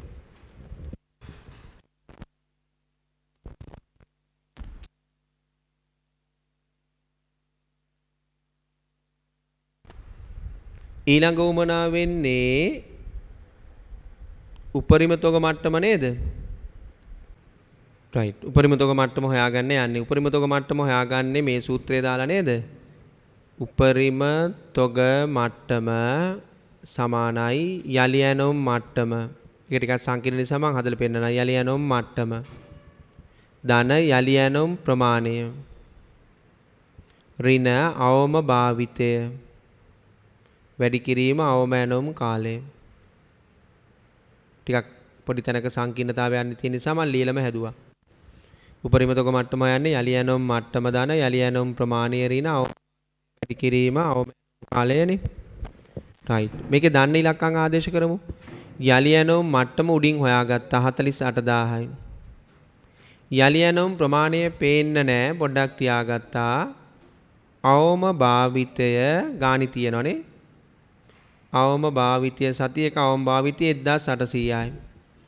අවම ඇනුම් කාලය ගාණි තියෙනවා සති 6යි. මෙන්න මේ යලි ඇනුම් ප්‍රමාණය යලි ඇනුම් ප්‍රමාණය හොයාගන්නේ කොහොමද? යලි ඇනුම් ප්‍රමාණය කියන්නේ නිතරම EOQ නේද? ගොඩක් වෙලාවට. රයිට්. අපිට ගාණි දීලා තියෙනව නේද? ආර්ථික ඇනුම් වාර ගණන. එයාට වාර ගාන හොයන සූත්‍රය මතකද? ඇනුම් වාර. ඇනුම් වාර සමානයි D බෙදීම EOQ නේද? මෙන්න මෙතනින් EOQ හොයලා මෙතන දාතයි. වාර 5යි.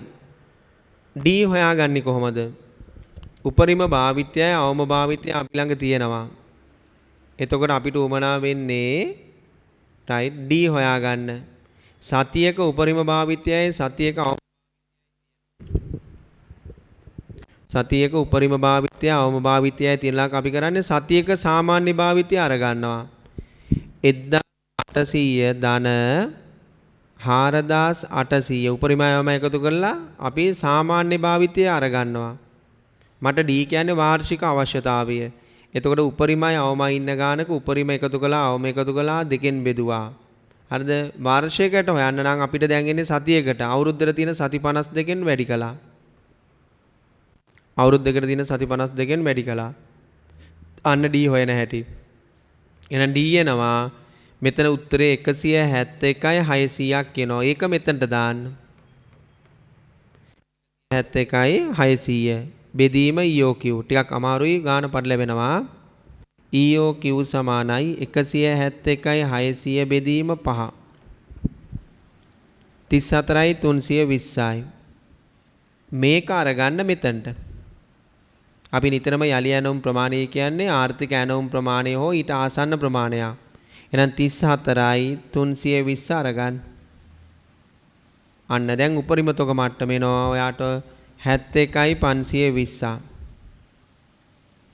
ඒකක 71යි 520ක් එනවා. ප්‍රශ්න අංක 98. පහත දැක්වෙන්නේ ද්‍රව්‍ය පිරිවැය හැසිරීමට අදාළ ප්‍රස්ථාරය. දැකලා පුරුදුයිනේ. මේ ප්‍රස්ථාර තුන මේ ඉංග්‍රීසි අකුරු 4 නම් කරන්න. D නම් හොඳටම දන්නවා. D EOQ level එක නේද?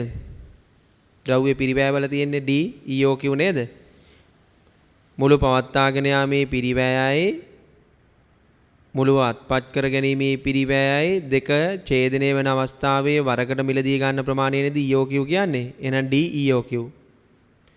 ඒ කියන්නේ මුළු පිරිවැය අවමන අවස්ථාවනේ. එහෙනම් ඒ කියන්නේ මුළු පිරිවැය වක්‍රය මුළු පිරිවැය.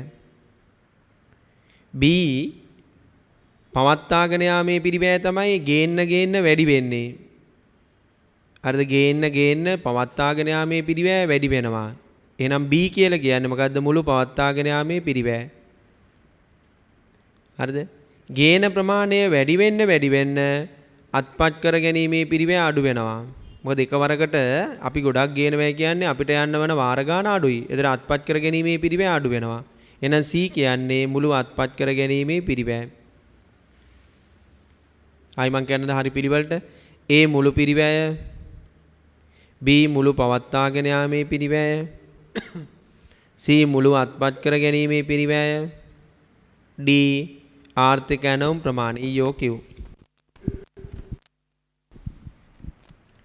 99 100 තොරතුරු ටිකක් දීලා තියෙනවා ප්‍රාථමික පිරිවැය දීලා තියෙනවා පොදු කාර්ය පිරිවැය තියෙනවා ශ්‍රම පැය දීලා තියෙනවා ප්‍රශ්නය බැලිනකොට නම් පොඩි වැරදක් වෙලා එක් භාණ්ඩයක් නිපදවන නිෂ්පාදන ව්‍යාපාරයක් කියලා පටන් අරගෙන පල්ලෙහැ A දෙපාර්තමේන්තුවේ හදපු එකක වෙනම දීලා B දෙපාර්තමේන්තුවේ හදපු එකක වෙනම දීලා එහෙම වෙන්න නම් බෑ ගානේ A B එකතු වෙලා එක භාණ්ඩයක් තමයි හදන්න ඕන A සහ B එකතු වෙලා එක භාණ්ඩයක් තමයි හදන්න ඕනේ A වලින් කොටසක් හැදුවා B වලට යවුවා ඒකනේ එක් භාණ්ඩයක් හදුනා කියන්නේ හරිද දැන් A වල බලන්න අතන වාක්‍යයක් තියෙනවා A දෙපාර්තමේන්තුව ඒකක 2000ක් හදලා B දෙපාර්තමේන්තුව ඒකක 4250ක් හැදුවා එහෙම වෙන්න බෑ නේද A වලින් හදලා යවන ටික නේද B වලින් ෆිනිෂ් කරන්නේ මගදී පැටව ගහන්න විදියක් නැහැ නේ එහෙනම් 2000ට 2000ක් හිටියනම් හරි නමුත් පොඩි වරදක් වෙලා ගන්න ලිනකොට මේ තියෙන தත්ත්වෙ මම උත්තරේ ගන්න හැටි පෙන්නන්නම් තියෙන தත්ත්වෙන් විභාග ශාලාවේදී තේලවල පේපරේ මොකක් හරි වරදක් වුණාම බස් ඕගොල්ලෝ වරද දන්නේ නැහැ නේ තියෙන தත්ත්වෙන්නේ හදන්නේ ඒ தත්ත්වෙන් හදමු රයිට් ඒ දෙපාර්තමේන්තුවේ අන්තර්ගහන අනුපාතය හොයන්නම් පොදු කාර්ය පිරිවැය අයවැයගත දත්ත දිහා බලන්න බැලුවා එහෙනම් ඒ දෙපාර්තමේන්තුවේ අයවැයගත පොදු කාර්ය 80000 බෙදන්න අයවැයගත පදනම ශ්‍රම පැය ඒ දෙපාර්තමේන්තුවේ ශ්‍රම පැය අයවැයගත 8000න් බෙදන්න අන්තර්ගාන අනුපාතය රුපියල් 10යි B දෙපාර්තමේන්තුවේ අයවැයගත පොදු කාර්ය 40000යි B දෙපාර්තමේන්තුවේ අයවැයගත ශ්‍රම පැය ගාණින් බෙදන්න එතනත් 8000යි රුපියල් 5යි ඔන්න අන්තර්ගාන අනුපාත දෙක 99 අයන්නට උත්තරේ ආයන්න ඒ දෙපාර්තමේන්තුවේ අන්තර්ගහණය කළ මුළු පොදු කාර්ය මුළු පිරිවැය ඒ දෙපාර්තමේන්තුවේ අන්තර්ගහණය කළ මුළු පිරිවැය අන්තර්ගහණය කළ මුළු පිරිවැය කියවම පොදු කාර්ය වෙන්න ඕන අන්තර්ගහණයක් වෙන්නේ නැහැ නේ ප්‍රාථමික පිරිවැය අන්තර්ගහණය කළ මුළු පිරිවැය කිව්වම මොකද්ද පොදු කාර්ය B දෙපාර්තමේ අන්තර්ගහණය කළ මුළු පිරිවැය කිව්වම පොදු කාර්ය වෙන්න ඕන මුළු පිරිවැය කිව්වම එතන අදහසක් ගන්න එපා ප්‍රාථමික පිරිවැයත් යන්න ඕන කියලා අන්තර්ගහණය වෙන්නේ හැමතිස්සෙම පොදු කාර්යය ප්‍රාථමික පිරිවැයක් අන්තර්ගහණය වෙන්නේ නැහැ රයිට් එහෙනම් ඒ දෙපාර්තමේන්තුවේ අන්තර්ගහණය කළ මුළු පොදු කාර්යය ගණන් බලන්න රුපියල් 10 වැඩි කිරීම මුළු සත්‍යයේ අන්තරපැය ශ්‍රම පැය සත්‍යයේ අන්තරපැය සත්‍යයේ ශ්‍රම පැය නමුත් මේ ගානේ ඔක්කොම ශ්‍රම පැයනේ එහෙනම් සත්‍ය පැත්තේ ශ්‍රම පැය කීයද මුළු නම් 8800යි අන්තර්ගාන අනුපාතයේ 5 වැඩි කිරීම මුළු නම් සත්‍ය 8500යි එහෙනම් මෙතන 88000යි මෙතන 42500යි මුළු නම් ඒකකයක් වුණා නම් ඒකක ගාණෙන් බෙදලා ගන්න ඕන ඒකකයක වුණා නම් ඒකක ගාණෙන් බෙදලා ගන්න ඕන හරිද ඒක ගාණෙන් බෙදලා ගන්න ඕන උදාහරණයක් වශයෙන් මේක මේ මුළු ඒකකේ වුණා නම් නිපදවු ඒකක ගාණෙන් බෙදන්න ඕන දැන් හැබැයි දෙපාර්තමේන්තු දෙකේ ඒකක වර්ග දෙකක් නිපදවන්න බෑ එකයි නිපදවන්න පුළුවන් මේ ගාණට අනුව නම් මේක 2000න් බෙදෙන්න ඕන මේක 4250න් බෙදෙන්න ඕන හරි නේද 4250න් බෙදෙන්න ඕන රයිට් 100 නිෂ්පාදන ව්‍යාපාරයේ ඒකකයක නිෂ්පාදන ආයතනට ඕන වෙනවනේ ඒකකයක නිෂ්පාදන පිරිවැය ඒකකයක නිෂ්පාදන පිරිවැය ඇතුළේ ඉස්සලම් ප්‍රාථමික පිරිවැය දාන්න ඕනේද ඒකකයක